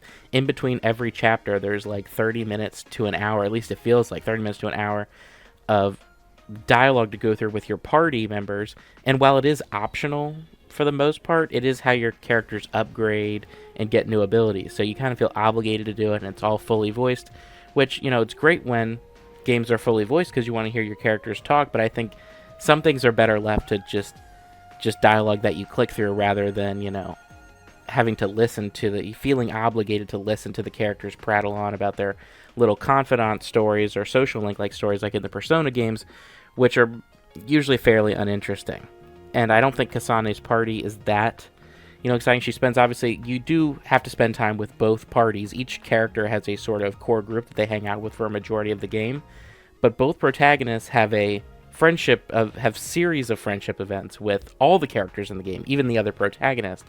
So, there's just so much in between chapter stuff, and there's like gifts you want to give them to upgrade them, and all the quests in the game are also to just jump around some of the negative points. The quests in the game are all really bad, like go find specific enemy, use specific move on specific enemy, and the rewards for them are just not worth doing at all. They're like, get 2 of an item you can buy in the shop for basically nothing. Like, it's one of those types of quest systems, so the quests are bad. The dialogue isn't, the characters are, for the most part, pretty likable, but I just think the overall runtime of their storylines goes on for way too long, and it's a way too frequent, breaking up the pace of regular combat. Like, the levels I feel like I spent more time talking to people than I did actually playing in the levels, so that definitely hurt the game a little bit for me. In addition to just not really resonating with the story, it's a fine game. I think I'm probably going to go back and platinum it. I think I just need to really play through Yubito's story and then, do all the gifts and stuff like that and get everybody to max rank. So I might come back to the game pretty soon. Maybe I'll have a second opinion when I play through his perspective. Maybe his story has a little bit more going on than I'm giving it credit for, because at the end the two stories come together pretty clearly. So I don't know. I don't know if there's some big thing I'm missing over there. But I would say Scarlet Nexus is somewhere in the B tier. I don't know. I'm thinking I would probably say it's a little better than Pirate Yakuza. Like, I'm a little more interested in it than Pirate Yakuza, but maybe falls below some of these other games that are just, good fun, good honest fun. Next up, we have Metroid Prime 3 Corruption. So sort of late in the year, you can see here I'm sort of getting ready for Metroid Prime 4, which was probably going into the year. I mean, I'm looking at this, probably my most anticipated game of the year, because I didn't know if Silksong was coming out. Expedition 33 wasn't really on the radar. And some of these other games we're going to talk about weren't either for various reasons. But Metroid Prime 3 Corruption is another solid title in the Metroid Prime series. Last year I got a chance to talk about Metroid Prime Remastered and sort of just gush about the original game and how good it is. And I'm not a long-time Metroid fan. I'm a newer Metroid fan getting into the series. When Samus Returns was announced in 2017, which was also when Prime 4 was announced, crazy enough. And I've just been sort of running through the games ever since. Finally got around to playing Prime 3, which I definitely wanted to do before Prime 4 came out. And it's a great time. I would say it definitely sort of is going to be on the upper end of the list here. The thing to know about Prime 3 is, of course, is that it is not... It does feel a little bit separated from the first two Prime games, which I think I like a little more. Both of them I think I like a little more than Prime 3. Those games are very focused in their themes and with their worlds. Each of those games take place on one world, Talon 4, and then Aether is too. And I think those games are both excellent Metroidvanias and first-person shooters and just have great exploration and great world building. And I like both for different reasons. Prime 3 I think is just a little bit lesser, but I think it has a lot of cool stuff on its own that separates it from those games too. Unlike those two games, you actually use your ship to go to multiple planets in this game, which I like. Kind of gives it maybe a Ratchet and Clank kind of feel. But in addition to that, all the planets you go to are just as diverse in their environments as the individual environments were in Prime 2. So it still maintains that really nice creative energy that was featured in Prime 2. I really like the sky city that you go to, the abandoned city in the sky. That was really cool. The pirate homeworld is featured in this game as well, and it's all dark and raining acid or something, and it's all red, and it looks, very cool. And then the final planet going to the Phazon, the all Phazon planet that's all blue and sort of running and gunning through that level since you're on a time limit, is just all good fun. Gameplay-wise, of course, shooting-wise, this one's a little bit different because I played the first two Prime games on GameCube, whereas Prime 3 featured a sort of new way to control the character. And actually, it took me a little while to get used to the aiming with the Wiimote because I played the Wii version, but I eventually got used to it and I had a lot of fun with it. I even tried to use it for Prime 4, but we'll get to that.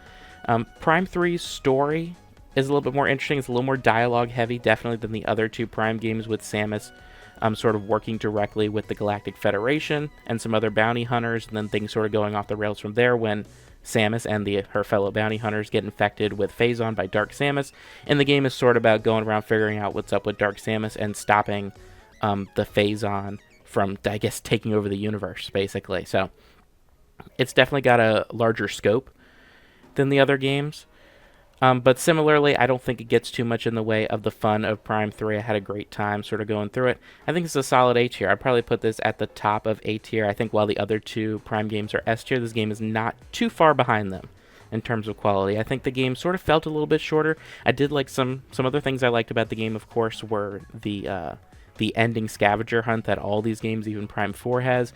Definitely objectively the best version in Prime 3, even though I still enjoyed the Prime 1 and 2 scavenger hunt. It's just this one's a lot more freeform. You have a little bit more flexibility with how many of the energy cells, I think they are, that you need to collect. You don't need all of them, though I did because I misused them, so I did have to find them all to get to the to unlock the ending. but it's just a cool game. I think the exploration suffers a little bit. It's a little bit more linear, and it's a little more hand-holdy with characters, sort of like the general, for example, that you're working with throughout the whole time, chiming in with comments and telling you where to go. But it's not too overbearing. And I don't think it diminishes the fun that the game has with its general exploration and just experiencing these cool worlds and fighting the bounty hunters that have been taken over by Samus in some excellent boss fights. So, A rank, definitely top A rank, I think, is where this one needs to go. Oh yeah, another thing I forgot. A negative for Prime 3, to give it another something to justify its placement in the A tier instead of S. The load times in this game, and I don't even mean the in-between level load times. I honestly don't remember those. The big issue with loading that I had was that doors would take forever to load, which was kind of annoying when I was skipping enemies. When I probably shouldn't have been, but when I was just backtracking and just not wanting to fight anything and then getting hit 50 times because I think the door's going to open and sunk costs, so I just keep waiting, and it never opens. So that was a little thing, and it wasn't even something I had with the Switch version of Prime 4, which we'll talk about. So that was interesting.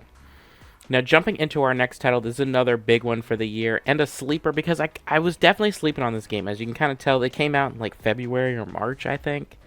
It's the 100 line Last Defense Academy. This is another from the mind of the Danganronpa creator, Kodaka.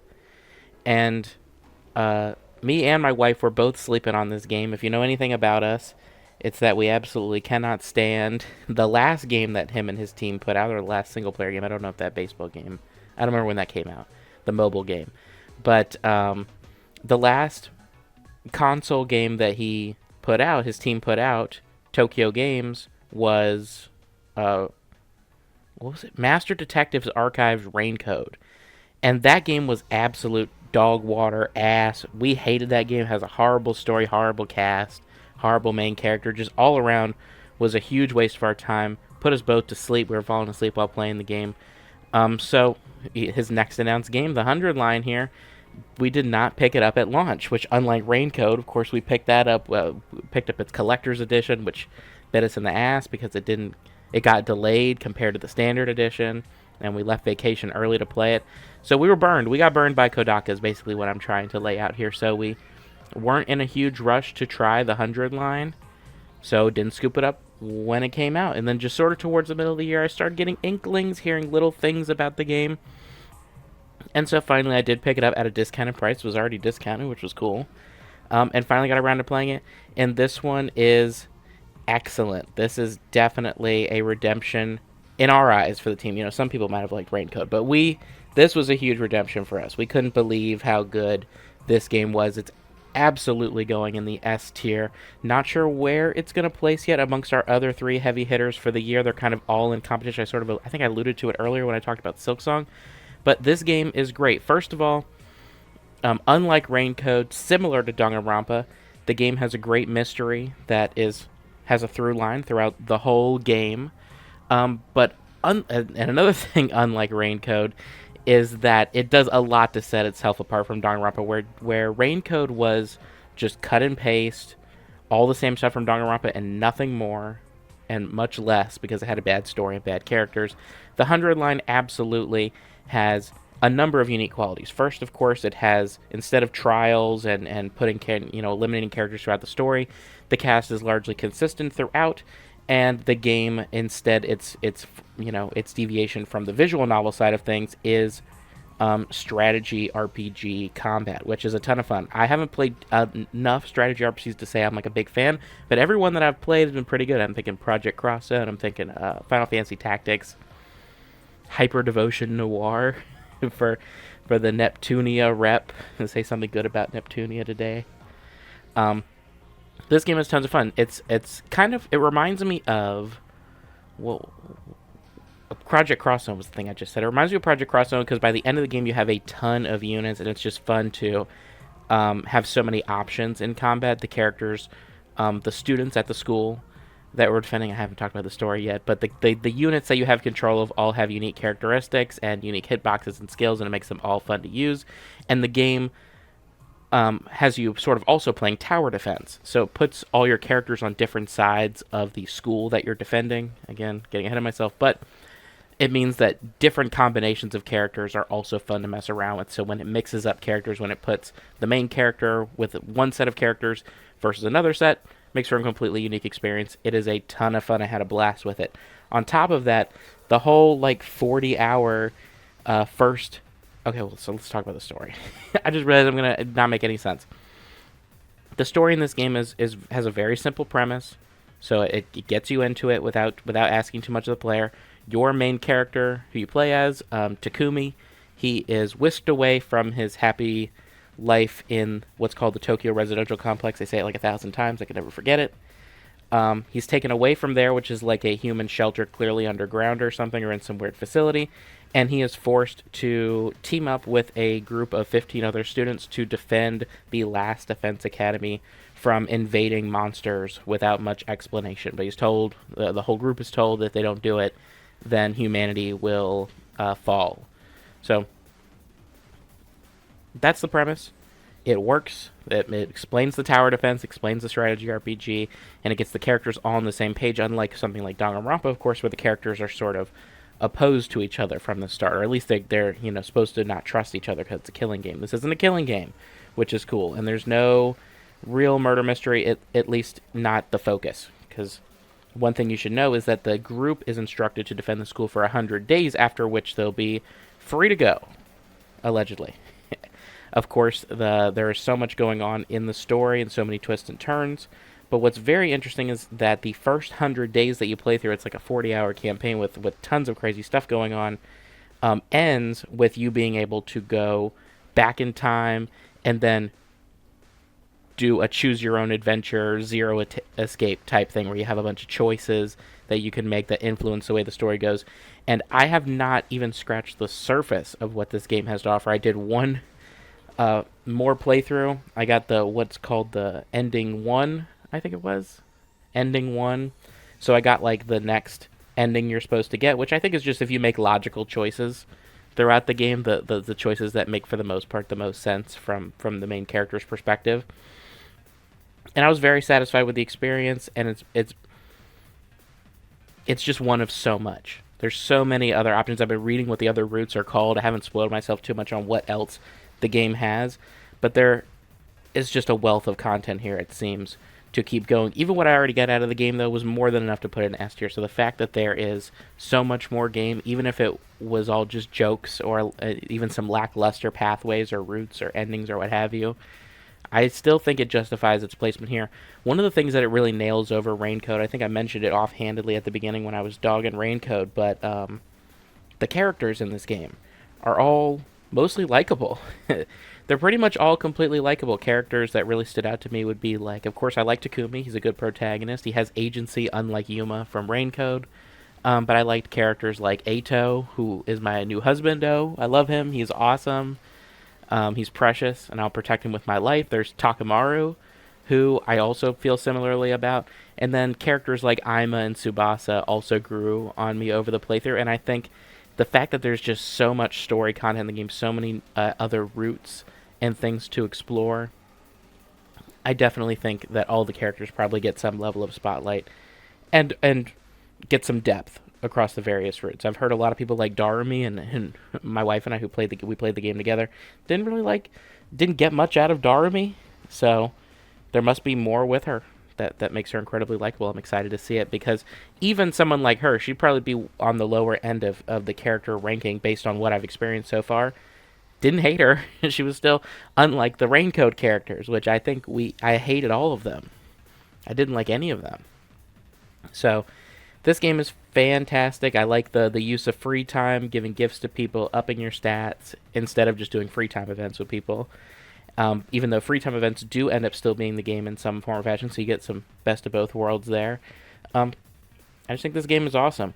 The only thing sort of making me hesitate on spending more time in this game, not related to the ranking, is the fact that it is right now a Switch and PC exclusive, and I don't really want to invest a ton of time in the game if it does end up eventually coming to PlayStation, because I don't want to like spend hours upon hours upon hours grinding out endings and then have to do it all again for some trophies later, because I would rather do it and get the trophies. So I think what I'm going to do, I only beat the game at the very start of this month, like December 1st, I think I beat it. So we're in the December games at this point. Sort of a stacked last month if you look down there. But I think I'm going to give the game some time to sort of sit with me a little bit more. That way, it's also, I'm ready to do some strategy RPG combat. I was getting a little exhausted by the end just from, you got to think a lot in this game. It's not that hard. I don't think I ever gamed over. Not that I can think of. I can't think of a time where I gamed over. I remember there was one time I got close, but I'll see. I know. I think the studio has said they're not working on a PlayStation version at this time, but I'm skeptical that that might change. The game has actually allegedly or reportedly been popular enough to be profitable for the company, and so I hope they bring that to some other platforms. Again, I really want to play it on PlayStation. Wouldn't even mind doing the first two playthroughs I did again if it comes to PlayStation. So I'm going to keep an eye on it. I guess if it really never comes, then I'll have to go back to Switch version because again, I like the characters, I like the story. I think the writing is very good. I'm very surprised um, with the quality of the writing and how much it resonated with me more than Raincoat. I think one of the issues, and I know this isn't about Raincoat. Maybe I should make a whole Raincoat video, but I think one of the things is that Kodaka maybe has a strength, and maybe his writing team. I don't know, how much he took a focus in either game if he had other writers helping him and whatever. But whoever, the writing team, I think they work better in enclosed spaces because Raincoat's story really falls apart a lot because it's being taking place in a city really makes all the mysteries, the murder mysteries in that game not make any sense. On top of them just being stupid, so I have no idea.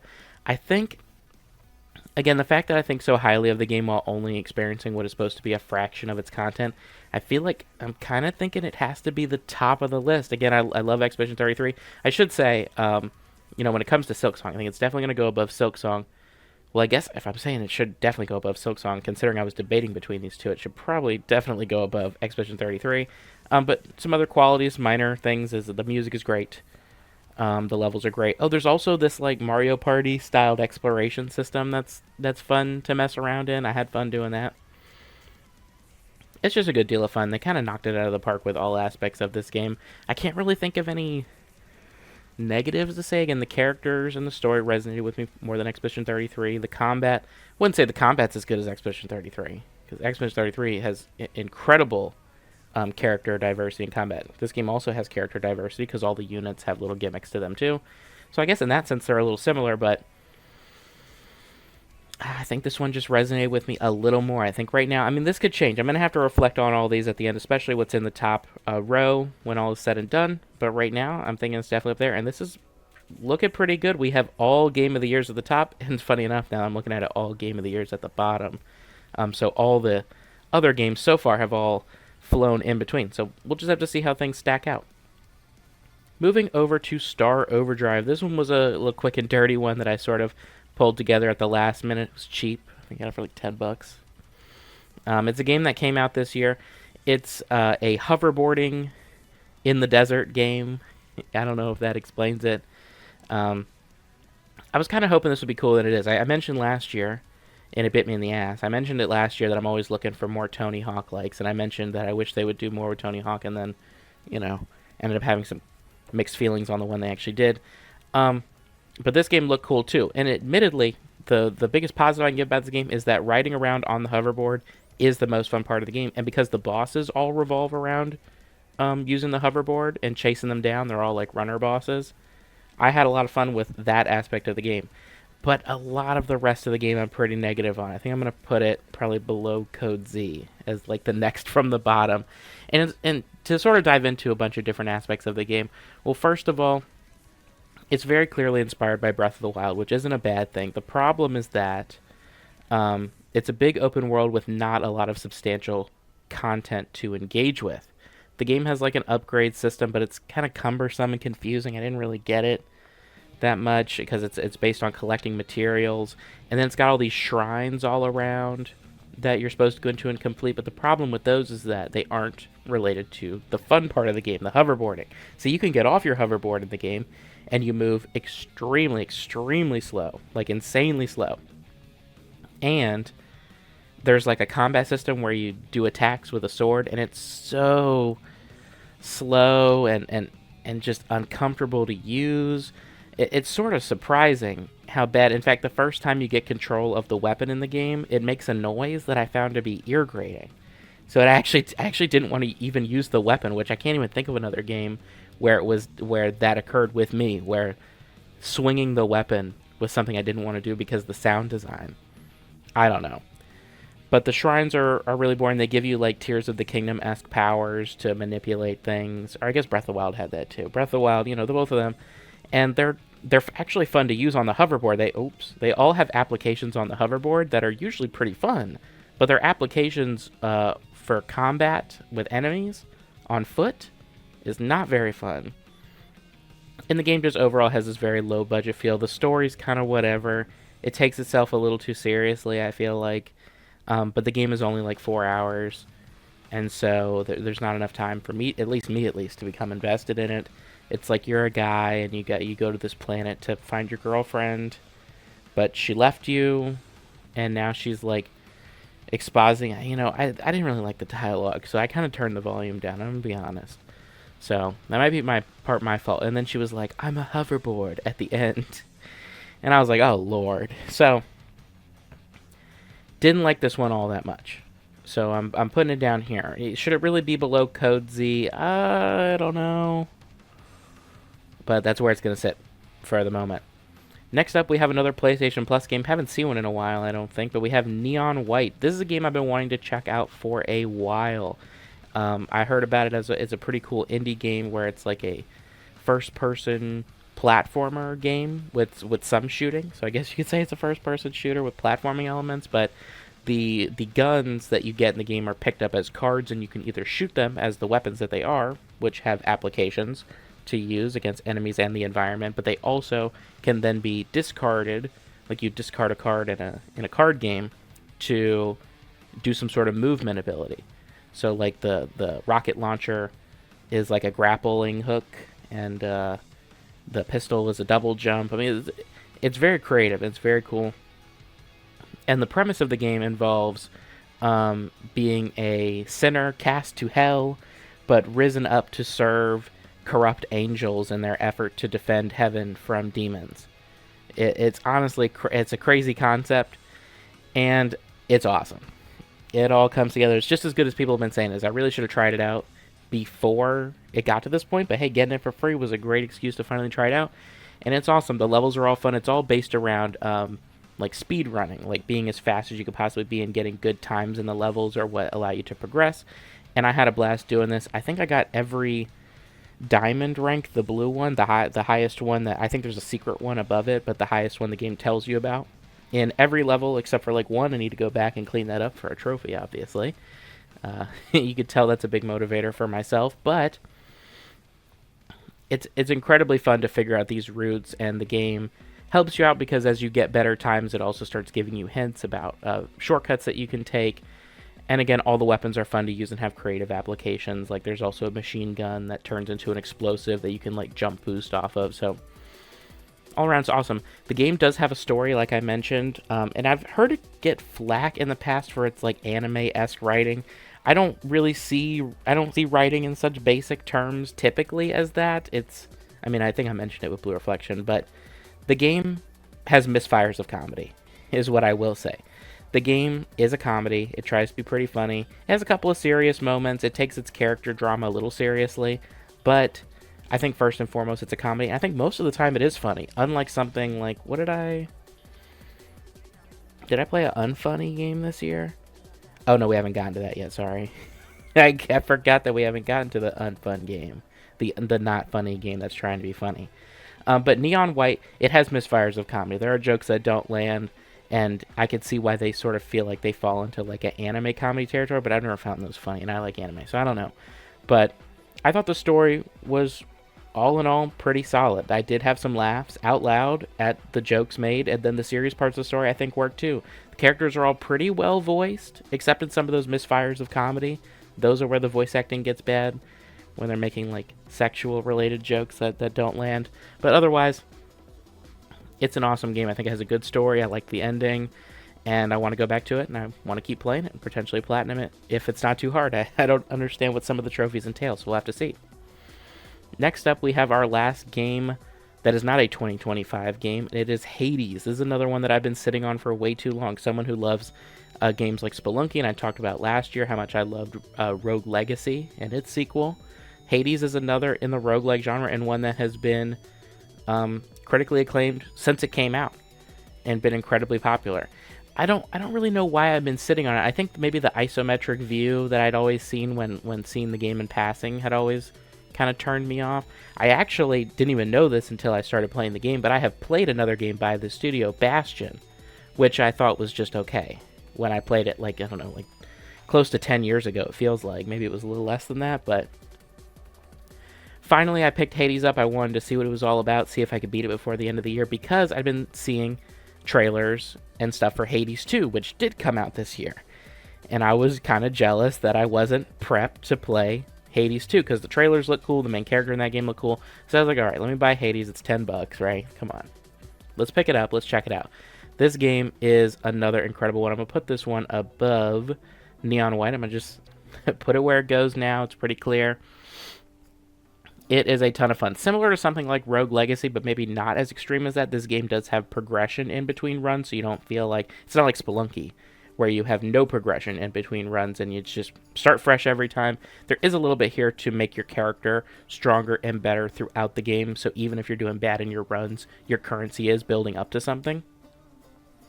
Of course, something like that makes the game a little bit easier, but also more beginner-friendly. So it's something that I was able to sort of relax. It's a roguelike I was able to relax and play a lot of and get a lot of fun, and it didn't take me long to get my first win, which was cool. But let's talk about the gameplay. Obviously, that's the biggest focus. Rather, let's talk about the premise. The premise is that you are the sort of hidden son of Hades and Persephone, and after finding out the truth, the character Zagreus, after finding out the truth of who his mother is, he decides to enlist the assistance of the gods of Olympus to escape from the underworld to try to find his mother and to meet her. So it's pretty simple. That explains the roguelike structure. There's 4 areas of hell to escape from, to go through. Of course, if you die, you're sent back to the start. Pretty simple stuff as far as the setup goes and the structure, but the game has so much variety as far as, first of all, how to build your character, as far as the progressing stats that I talked about before, but the game also has a wide variety of weapons that you can use that all have different playstyles, all of which are fun to use. I got my first one with the fists, with the gauntlets, I guess they were. I don't remember the names of all the weapons, of course, but the gauntlets was my first one. That was like my least favorite weapon at the time, so it was kind of crazy. But there's, of course, a standard sword. There's a bow and arrow, which, of course, plays completely differently to everything else. There's a spear with unique capabilities and a shield, which has, you can actually use as a shield or throw as a projectile. It's kind of crazy, the creative ideas they had when it came to putting these weapons together, and how they all, at least to me, feel equally viable in carrying a run. Then when it comes to the actual runs themselves, you have choices with which rooms you go into and which upgrades you get and which gods from Olympus you end up seeing and then getting help from. So there's just so many ways to build a run. At the start of the game, you don't really know what's useful, which I think is good, because you're still, mostly just amassing currency and upping your character. Then once you sort of get into a rhythm, figure out which, weapons you're particularly comfortable with and which gods give you abilities that you think suit a playstyle that you prefer. You sort of start gearing your runs towards that, and then once you start picking up wins, you can start experimenting more. And because it's never guaranteed that you're going to get the stuff that you want, you're always experimenting and always learning more about the game, especially in those, of course, again, the first, 20 hours. But I was addicted to this game. Just like Balatro sort of last year, I was just doing run after run after run whenever I had free time. So the runs, kind of like Spelunky, aren't too terribly time-consuming, so they're fun to just pick up and play and knock out a few in the evening. It's a ton of fun. The story is pretty good. One thing that really elevates this game is that the voice acting is all excellently performed and all the characters are likable and interesting, which is something maybe like Scarlet Nexus kind of failed at. Maybe, like Shiden, for example, isn't going to rank high among the gods of Olympus in terms of character, of course. I know, power level, Shiden smokes them all, but you know what I mean. And I liked the rivalry between Zagreus and his father Hades, the help he gets from the various people in the House of Hades. The only character I think in the whole game that I didn't like was that asshole Theseus, who I couldn't stand, who, but he was a boss fight, so it was fun to hate him, and then it beat his ass. So, all in all, this game is awesome. I think I'm going to keep playing it. I want to keep knocking out trophies. I got the true ending that you get after 10 wins pretty quickly. So I want to keep playing and get I think there's an epilogue as well that has some more story content. So I absolutely want to knock that out. And then probably next year I'm going to play Hades 2 at some point and knock that out and see if I like it just as much. But from what I'm hearing, it sounds like an evolution of the mechanics in this game. So while I didn't get to play Hades 2 this year, getting to play Hades this year was quite the treat, and it absolutely deserves its S rank spot. Last up, we have 2 more games of the year, and they're going to be, I think, pretty differently ranked. First out of these 2, I keep saying first of all for no reason. First out of these 2 is Once Upon a Katamari. This is the new Katamari game that released this year, and I was very excited for this. Both my wife and I, of course, she's the bigger fan than me, and she played it first and quite enjoyed it. This game is a ton of fun. I actually think I might even end up ranking it higher than We Love Katamari, despite that legacy, just setting a lot of the foundation that this game uses. Let's talk about it. So, this game, the premise is that, because I mentioned briefly the premise of We Love Katamari being the fans of the king are asking him to do stuff after the success of the first game. This newest game, the premise is that the king has destroyed like the entire universe and time itself through one of his shenanigans, which is pretty typical of him in most of the other games. So he has to sort of travel through time. The prince, I should say, and the king have to travel through time to roll up Katamaris and fix the universe. Fantastic. So the game has a sort of time travel gimmick where you're like going to Edo, Japan, going to the Wild West in America. So it's globetrotting and it's time travel, which is really cool. It's got like the Ice Age, the Stone Age.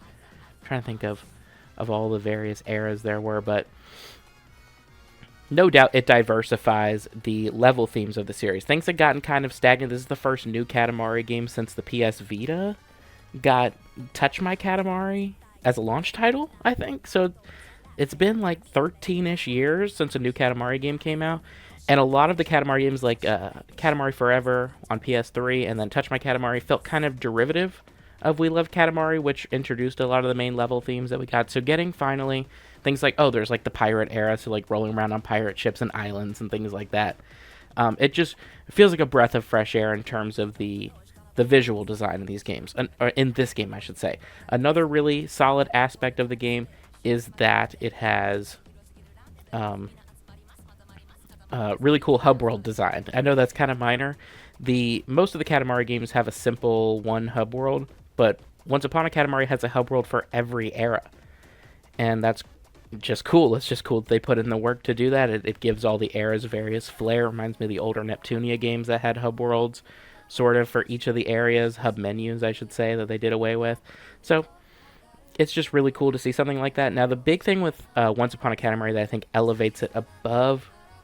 What did I say? Once Upon a Katamari elevates it above We Love Katamari. Goodness.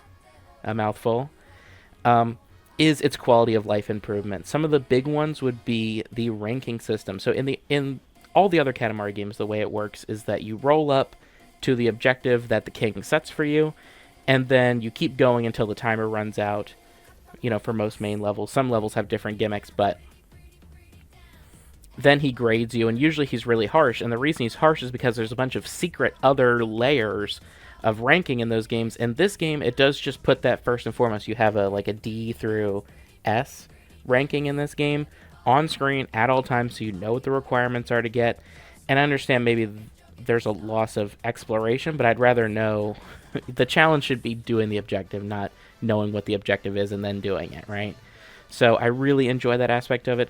Also, the game adds new forms of progression through collectible crowns in the levels to find. There's 3 crowns in every level that need to be obtained, and this is actually used through certain parts of the story to unlock the new eras that you need to go to.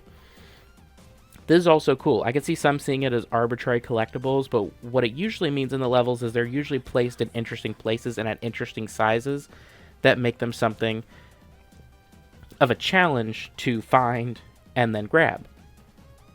So I say it would elevate the levels as well in that way. Plus the normal collectibles are still in the game, like presents and cousins to collect.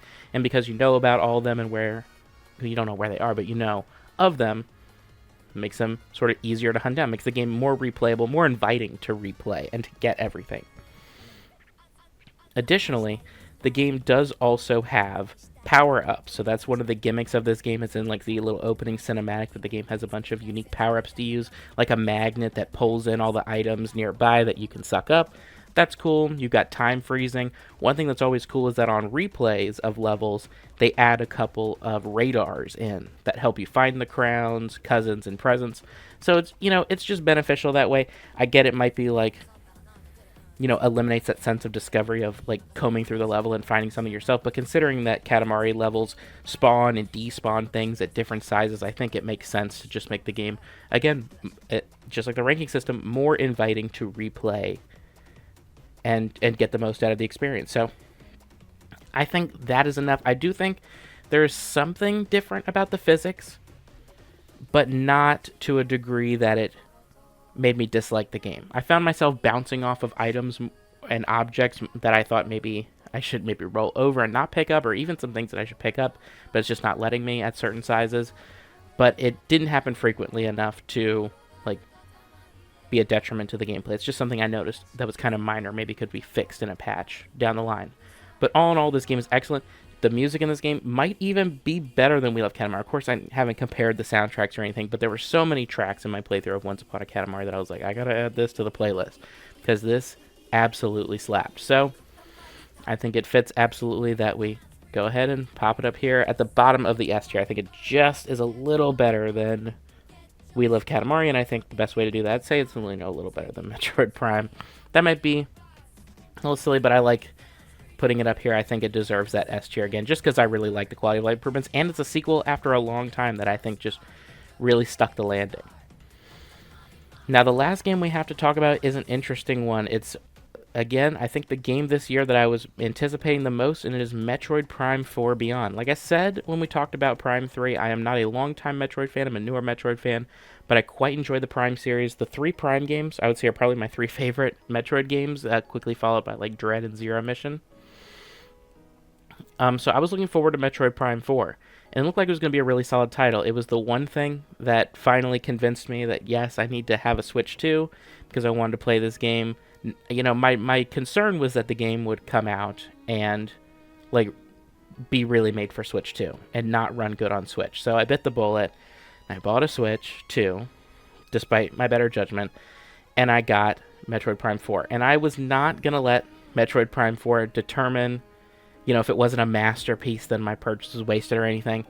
But I was kind of surprised by the blandness of Metroid Prime 4, and that really surprised me. And you should know that I did not go into it with, wanting to dislike this game. It was the last game of the year. I always save something really good for the last game of the year. I thought it'd be fun to do Prime 3 a couple months before, then do Prime 4. But after rolling credits on Prime 4 a few days ago, and I'm actually about to finish a second playthrough of the game to grab footage of the game, because I'm interested in potentially making a video on it, I did not really love my time with Prime 4. It sort of strikes me as more of it's okay. And that's not really what you expect from a game that was announced in 2017 and has been long awaited by Metroid fans. I feel obviously more bad for Metroid fans than I do for myself, because, I haven't been waiting for it this whole time. At least it doesn't feel like it, because I've had so many Metroid games. I haven't even played every game. I haven't played Fusion, and I haven't played Other M yet. And I know Other M is like the black sheep. I'm sure this is better than Other M. And this isn't the worst game ever or anything. This isn't a train wreck. I'm not going to sit here and scream my head off. And if I do make a video about it, I'm not going to be, going full rage mode on it or anything. The game is just okay, and I'm surprised by that, because I wouldn't consider the Prime series up to this point to just be okay games. I think the first 2 Prime games are easy S tiers. I think the first one's a masterpiece in terms of it being a game I would legitimately call a 10 out of 10, which would only give out to a few games that I've played out of like 600 that I've played. I would only say a few are 10s, and Metroid Prime would be one of them. Metroid Prime 2 I like even more than Metroid Prime 1, even if I think it has some things that, wouldn't make it a 10. It has some crazy ideas that change it a little bit from that. But then there's Metroid Prime 3, which we talked about previously. I liked a lot. There were a couple little things. Noticed it was a little bit, there were some downgrades from previous games, but not significantly, very minor. And then some load time things, and the aiming was kind of weird, even though I got used to it. But Prime 4 surprised me. Now, the good things about Prime 4, of course, the same good Prime combat that you're used to. The shooting is fun. You have the option to do the Prime 1 and 2 on GameCube version of shooting, or the Prime 3 / the Metroid Collection on Wii version of shooting. I actually started with that, and the Joy-Cons just would not stay calibrated correctly. So I had to switch back to the Metroid Prime on GameCube version of controls, which is fine. It worked fine. I got used to it again very quickly. And the game looks very good. It looks high quality. The cutscenes are very nice. I mean, I don't get hyped up. We talked about it before. I don't get too hyped up about graphics. But I will say, while we're on the subject of graphics, one of the disappointments that we'll jump into is sort of the art style or the creative theming. You look at something, I praised Metroid Prime 3 earlier for its diverse locations that felt very fantastical and were cool to look at, not from a graphical perspective, but from a creativity perspective.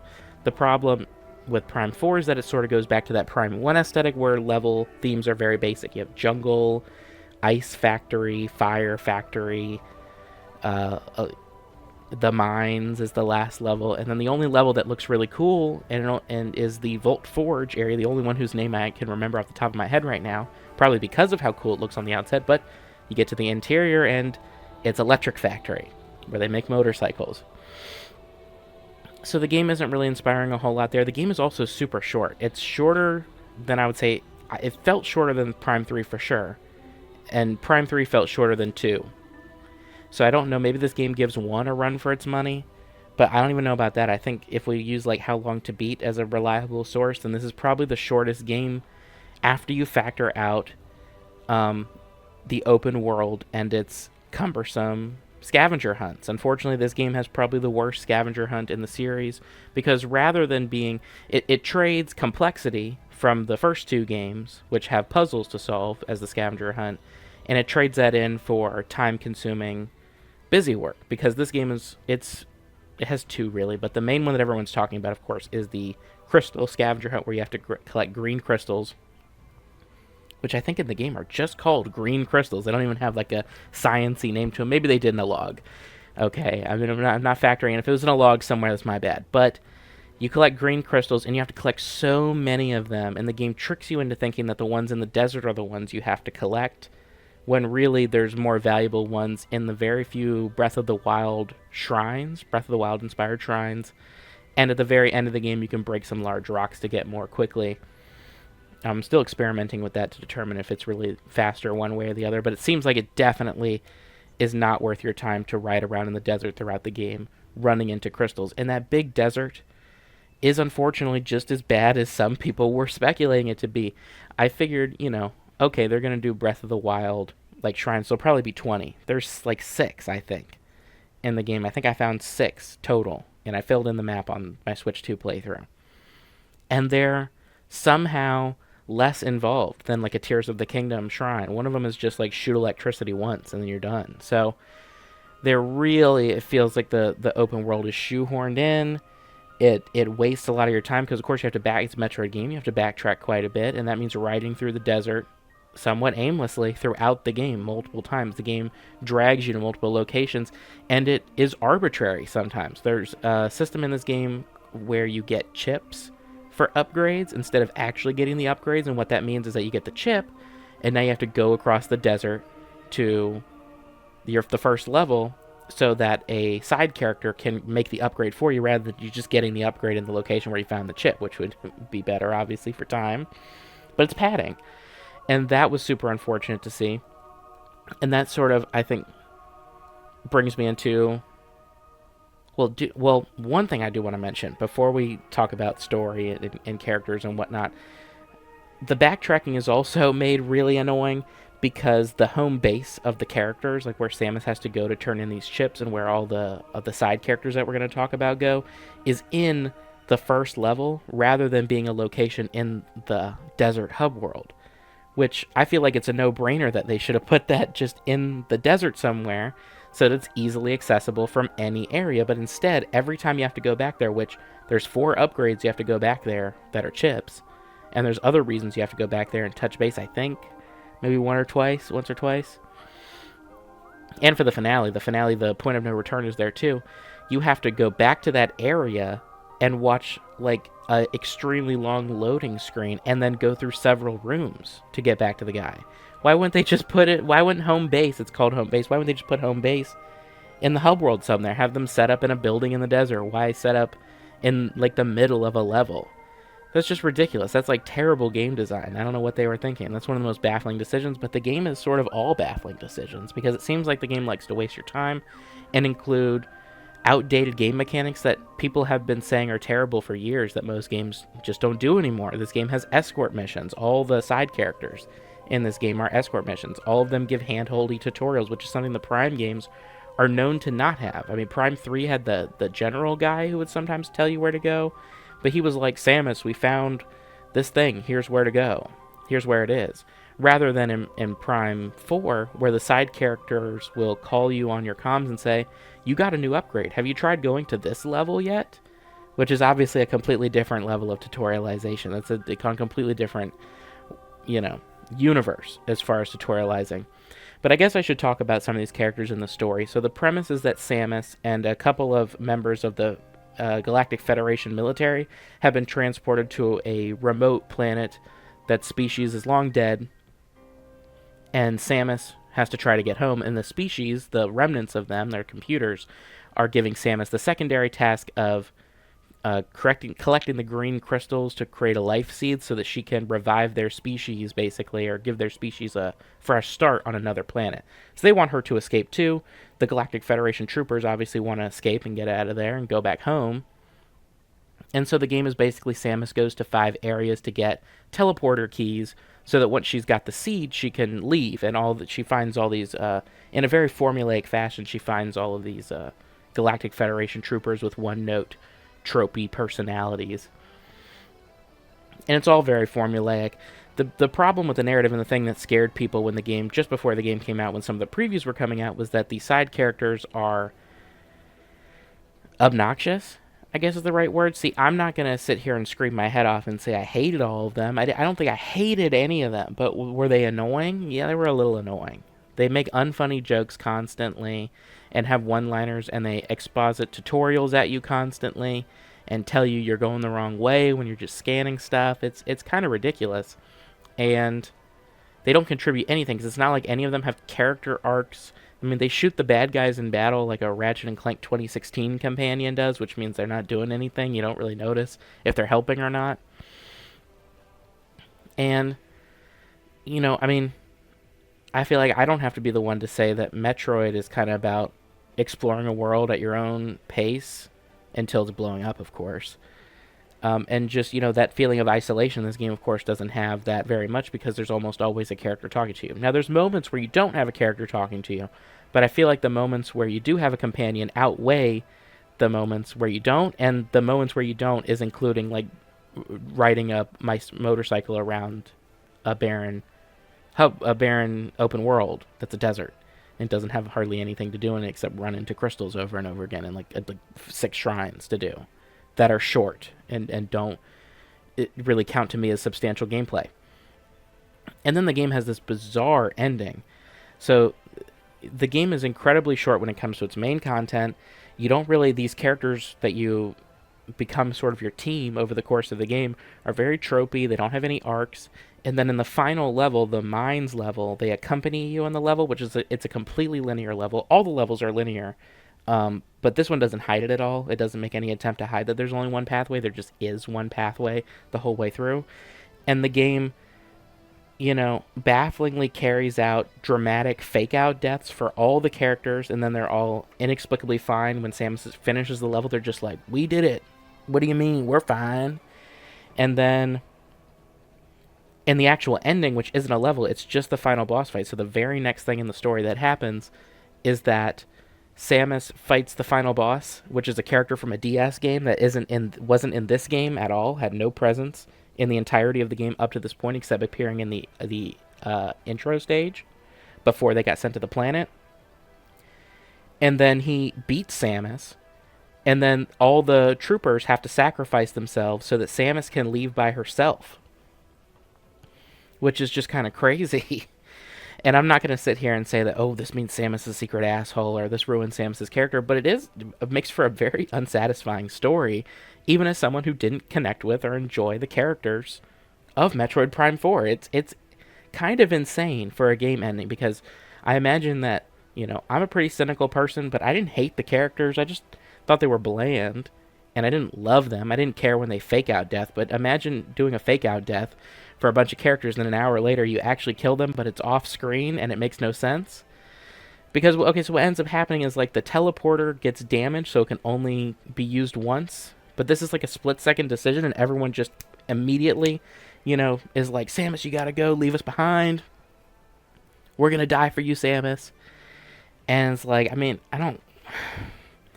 It's just really, really unsatisfying.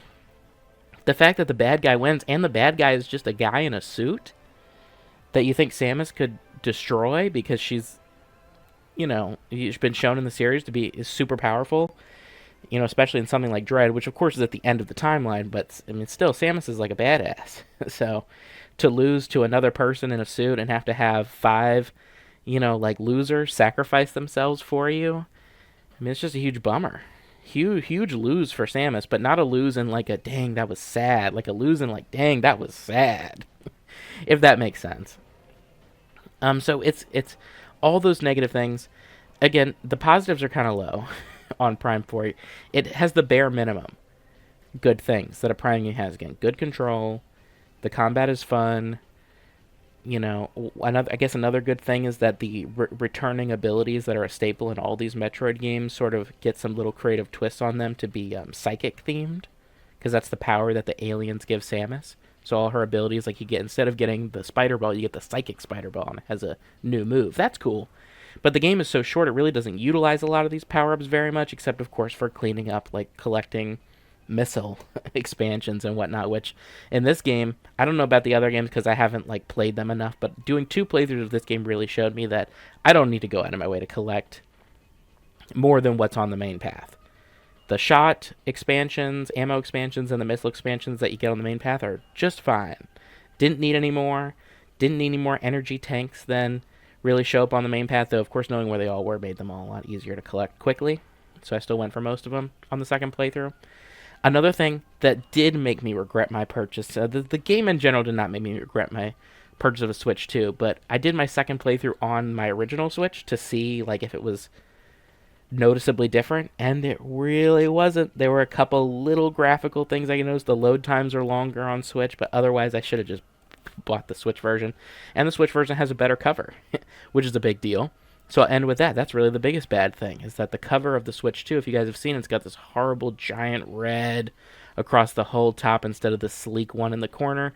And it's got this huge gaudy Nintendo Switch 2 version right here, right on the box, taking up a huge chunk of it.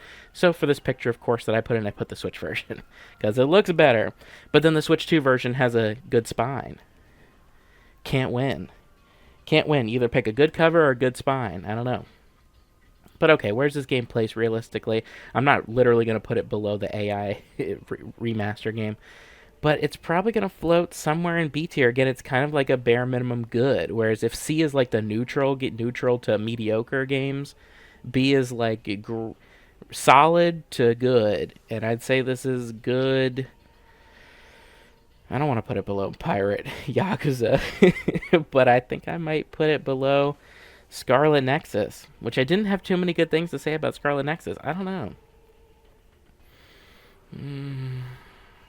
I don't know. I'm kind of floating it around somewhere in this B range, but I don't want to put it at the top of B because I wouldn't say it was good. It was okay, which would be like the lower end. I don't know. This is tough. I don't know. I'm kind of like in this position where it's just above Pirate. I mean, that one side mission, again, that I mentioned before in Pirate Yakuza, the Strawberry Idol one, kind of better than Metroid Prime 4. Story-wise, of course. I don't know. It's probably better than Prototype, right? Okay. Oh, I don't know. I'll put it above Pirate Yakuza. I'll put it just above Pirate Yakuza. They're kind of close. They both are similar in the way that they do not offend me with their bad stories, but they baffle me with their bad stories. Their narrative decisions make it feel like there was no one in the writer's room, or like it was written by someone who's never written a story before. And then the gameplay in both is just good. I guess they're kind of similar in that sense. I'm going to just sit it around here. So I guess the last thing to do is just sort of see, is this really where things shake up? I think Hades and Neon White and Once Upon a Camera, I think that's the correct positions. Really? I think I'm going to leave 100 Line at the top. I think when it comes to 100 Line, it's an incredibly fun game. I enjoyed the characters and story more than Expedition 33.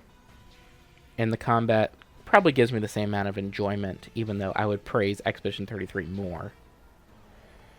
I haven't platinumed Expedition 33, but I haven't beat all 100 endings in 100 Line. So I guess you could say maybe I don't have all the information to make a statement as to which is better. I mean, they're very close. And then Silksong. Of course, Silksong. I mean, these are all great games. None of these games are going to be in my new top 20 or top 30 or anything like that. They weren't that good.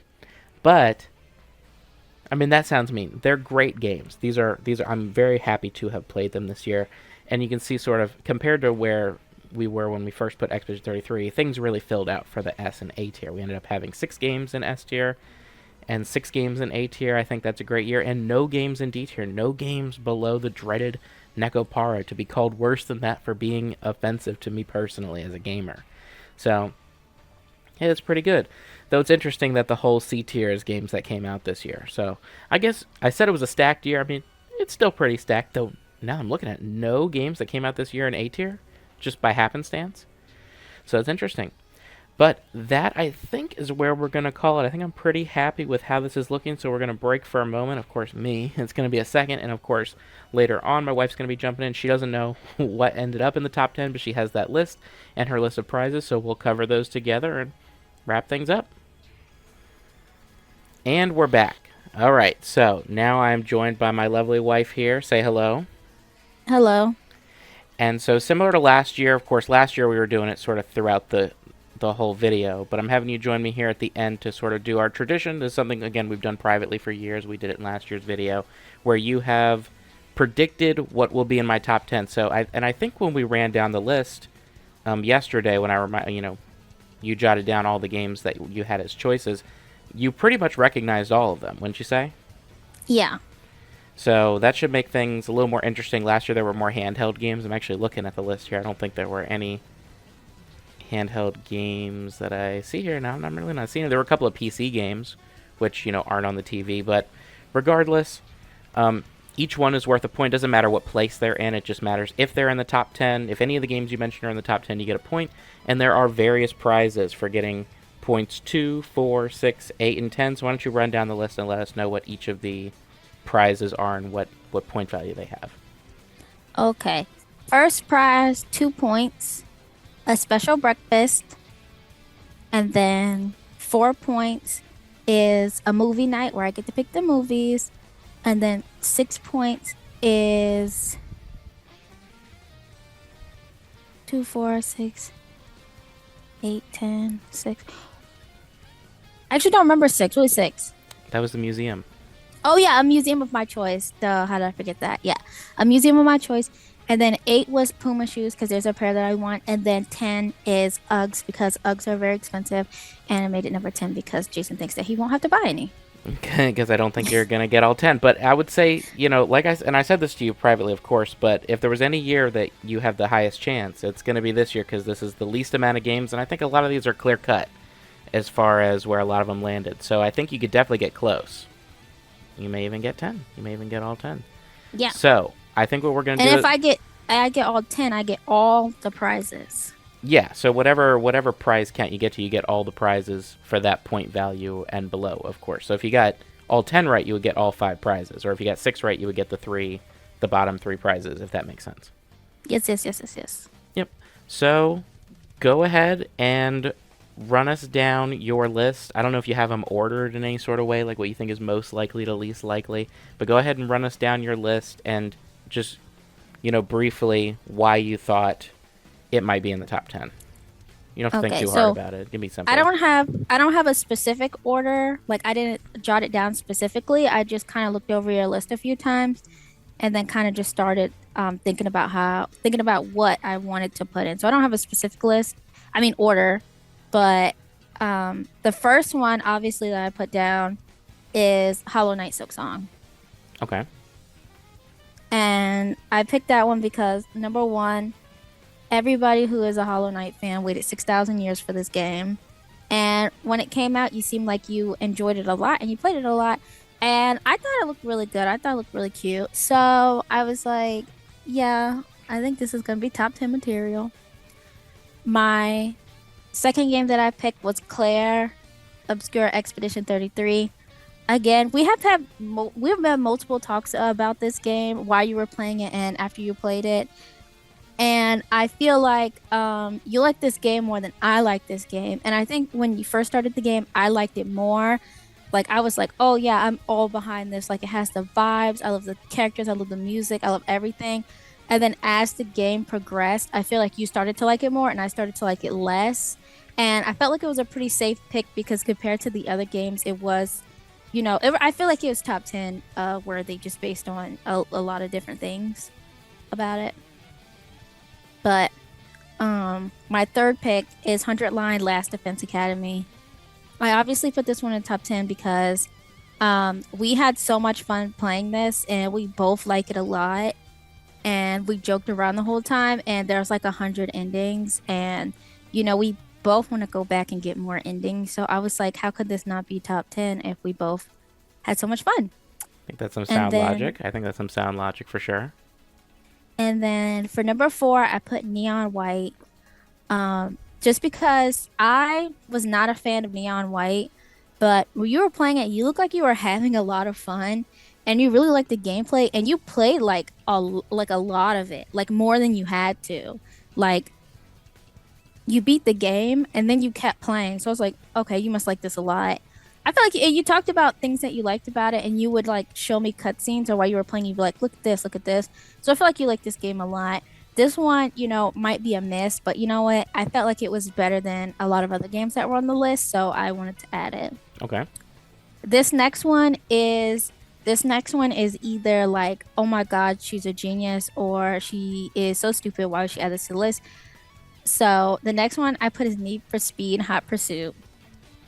Okay, it was one of the first games you played this year, and when you were playing it, I thought the game looked really cool, and I thought it was really well done, and I liked all the challenges that you had to do to beat the game. I also enjoyed watching you play, and you looked like you were having fun. Again, a lot of this I'm basing on fun factor because I feel like if a game is not fun, then it's not a good game because it's not a game if it's not fun, So it looked fun, it looked good, and I felt like it was really cool. Like you think because it's a racing game, it's gonna be like lame or it's gonna get boring or it's gonna get old. Like you're gonna do a couple tracks and it gets old, but it didn't seem like it got old, and it looked like it had some tricks up its sleeve to keep the races interesting throughout the game. So I thought that was pretty cool. Okay. So my next pick is Shantae Advance Risky Revolution. I feel like this one, you're a big Shantae fan. Duh. So I was like, maybe. And then also, I thought the game was interesting because you told me that it was a game that never got released. And after like a gajillion years, they finally actually released it and kind of kept all the original assets that they had made originally for the game. And I thought that was cool. And again, I saw you playing this one. This one looked fun. And I liked all the different animals that Shantae could become, like when you became the spider and stuff. I thought that was cute. Okay, and my next one is Spelunky Classic. Now, I think this one is also hit or miss because I'm not sure if you're counting this as a completely different game or not, but I know you love Spelunky, and it was very cute because it was 8-bit, and I'm just throwing this up there and praying because you are a Spelunky fan. Okay. And then my next one, number 8, is Blue Reflection Second Light. I put this one up here because First of all, I think we both like Blue Reflection. I think we both like the story and the characters and stuff. And I thought it was really good. And then also, I saw this is another game where I felt like you went the extra mile with it, like you beat it, and then you still went back to it and did some more things. Right? Because I got the And platinum for it. I had to do a whole second yeah, playthrough. yeah, you do a whole second playthrough. And you're not gonna do a whole second playthrough if the game sucks. So I thought that was pretty cool. Well, And then the next one I put on the list is Hades. I felt that this one was, a hidden gem because it was kind of like one of the last games we played, but even though you were kind of on a time crunch, I felt like you were still having fun with it. And I thought the story was very nice. And, you seemed very enthusiastic about playing, and you seemed like you had a lot of fun when you were telling me about like the mechanics or the different gods and things like that. So, yep, that's pretty cool. And that's another game where you did some things that you didn't have to do, but it made the experience better. So that was pretty cool. and then there's one left, right?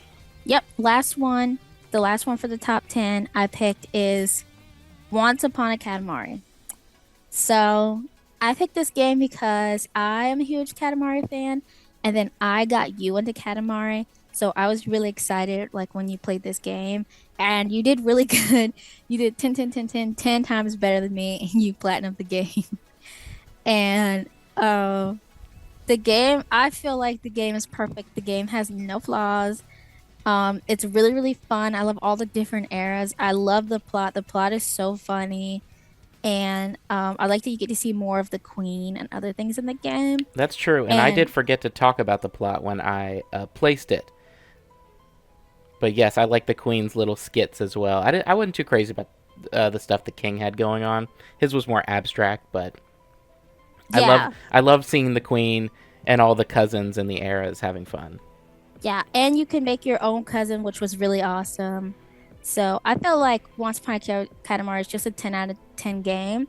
And like I feel like anybody who plays it will understand that it's top 10 material. And it does Probably have scarily good customization. scarily good. Most game customization is pretty weak. Remember Bayonetta 3? But Yeah. it was cool that you could. They knew, I guess, because they had such a limited body selection. I mean, I say limited. There's like 40 cousins. There's more than that. There's like over 50 cousins in this game, and all their Yeah. body types. When you go to customize them, each color that they are, you can edit that part of their body that is that color. So I thought that was really cool. Yeah. So that's just pretty awesome. I feel like anybody could see that's 10 out of 10. So I feel like that was also, I feel like that's easy for the list. Like I should at least give me a point with that one. Okay. Well, here, I think I will run things down. I'm actually going to run down from 1 to 10 because obviously, the higher it up, the easier it is to guess. And then when you get closer to 10, things can get a little bit more, iffy on that, right? Yeah.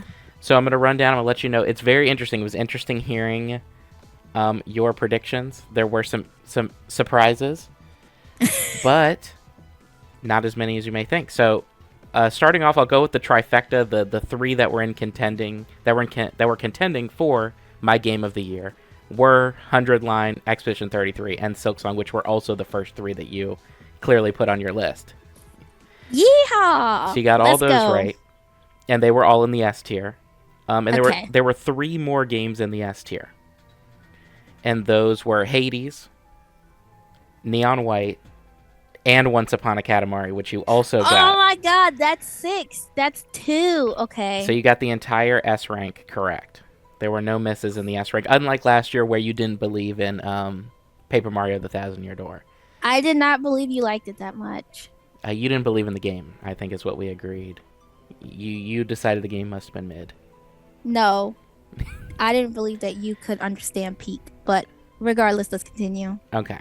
And then there are 6 titles in the A tier, which means the first 4 would be the remainder of the top 10. Mm-hmm. But you did not get all of these correct. No! So number 7 would be the top of the A tier, and it would be Metroid Prime 3 Corruption. Oh, I was gonna put that. Oh, but I took a chance. It was Metroid Prime 3 or Spelunky, and I took a chance. Okay, go Funny, ahead. what can I say? I mean, Metroid Prime 3 was really solid. And I had a great time playing. It was a good refresher, sort of. I think it was like end of October, start of November that I was playing that one. And it was a lot of fun. I think it was better than 4, which I'm glad you... I didn't think you would, but I'm glad you did not try to guess that 4 would be in the top 10. Right. Because they're not too close. Okay. Then number 8 is another miss. It's We Love Katamari, Reroll plus Royal Reverie. And I didn't want to put 2 up here, so I put the one I felt like was the best. I think that was a good call. I didn't know, really, that they were both going to be in the top 10, but We Love Katamari and Once Upon a Katamari are both pretty close in quality, I think. Mm-hmm. Because We Love Katamari is also awesome. Okay. And I really like the story with the king. And it just set a lot of the foundation. Like, they have a lot in common as far as having really fun, good levels. But Once Upon a Katamari edged it out for its quality of life updates. And just, having a bunch of new level themes and being the first good Katamari game. Or the first new Katamari game in general since, like, 2012. Yeah. Number 9 would be Blue Reflection Second Light, which you did get correct. Okay. So that brings you up to 7 correct. Yeah. So you need the last one. You need number 10 to get that 8th prize, the Bear Claw boots. I'm gonna kill. If I want it, okay, go ahead. What are they called? I said it wrong, didn't I? The 8th prize is Pumas. Puma shoes, and I said Yes. Bear Claw boots. Okay. Number 10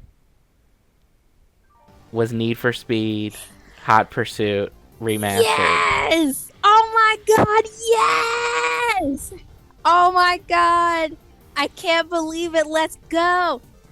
I got 8 points. 8 points. I only got 2 wrong. Yep, so the 2 wrong you got were Spelunky Classic, which I placed low A tier. It was 2 down, so it was number 12 Oh my in the gosh. ranking. So it was very close to cracking the top 10. I placed it lower because Spelunky HD is its... I did count them separately. And I did consider that this is like sort of... The Spelunky HD is its perfect version. And this still has had some flaws that, while obviously great to be made into, take a freeware game and turn it into a Xbox 360 game at the time, obviously it had to be great. So it's still in the A tier, which is nothing to scoff at. Number 11 was Black Myth Wukong. That wasn't on your radar at all, but it almost cracked the That top was 10. not on my radar at all. That game looked really lame. I looked at it for a second, and then I was like, nah, because it just looked so lame. And you didn't look like you were having that much fun. I felt like you complained a lot, but maybe it's like when I do something and I complain a lot, and then I'm like, wow, that was great. So Well, its placement kind of surprises me too, now that I'm looking at it, because I basically said, that I didn't remember the game all that well, but that I remember that it had good combat, and I remembered there was like some stop motion animation that was cool, and there was the little pig man who was dating the Spider Queen subplot. And so I put it in A tier at the time. It was one of the earlier games in the year, so I didn't know where things were going to shake out in the A tier. It kind of just it weaseled its way into the A tier and then stuck around the whole time. gotcha. Shantae wasn't for a couple more spaces. I had it as, but not far. I had it as game number 14. So it was 2 more Gotcha. down. It was the second game in B tier. Wow. I thought it was fun. I thought it was charming, but I put Pac Man World 2 above it. That's crazy. I was thinking about Pac Man. Oh my god. Okay. But that's where Does B tier is where we really get to the games that are just either fun or have a good story, but are missing one or the other. And Yeah. Shantae was just kind of simplistic. Okay. Well, I'm very excited for my prizes. Yes, and that is awesome. I'm very impressed. I think last year you got 6 right, maybe? We'll have to go back and check, but last year you got a good amount right. But again, you missed Fossil Fighters. And you That made me so angry. that made you really angry. And you missed Astrobot, I think, too, which was crazy because it was really high up. But no, I mean, I would say definitely the end of the year ended up being fantastic. We have 100 Line, end of the year, Neon White, Hades, Once Upon a Katamari, which were actually all 4 of those are December games. So clearly December was stacked, except for, of course, Metroid Prime 4 and Star Overdrive, which Star Overdrive was dead last except for the Nekopara game. So we'll, of course, talk about it, the full list later, and you'll probably see the video when it comes out. But that is our show. That is the video. Someone stopped me from continuing to make these yearly unscripted videos that are rambly and nonsensical and controversial, I'm sure, with some of the placements of these games. Though, I mean, I think the bottom tier looks. I don't think anyone's going to argue with me. Maybe, I don't know. To start Overdrive, you think I have a ton of fans? I don't think so. I think you're the only person that played it. It's possible. I mean, it wasn't very good. I might be the only person that finished it. I could see Yeah. that because the game was going for like $10 on Black Friday. So, but all in all, I'd say it was a pretty good year. I might even, the number is a lot lower than last year, but I might overall think that S tier. Well, hold on. Last year had Pokemon Mystery Dungeon in it. I don't know if I want. Well, I don't know how comparable it is, but it was another great year. I look forward to 2026 and some of the cool games that are coming out, and I look forward to potentially making more videos, but hopefully beating more games as well next year than I did this year. I was a little sloppy this year. We'll see if we can refine that for next year with the video making process and maybe with less responsibilities. We'll see.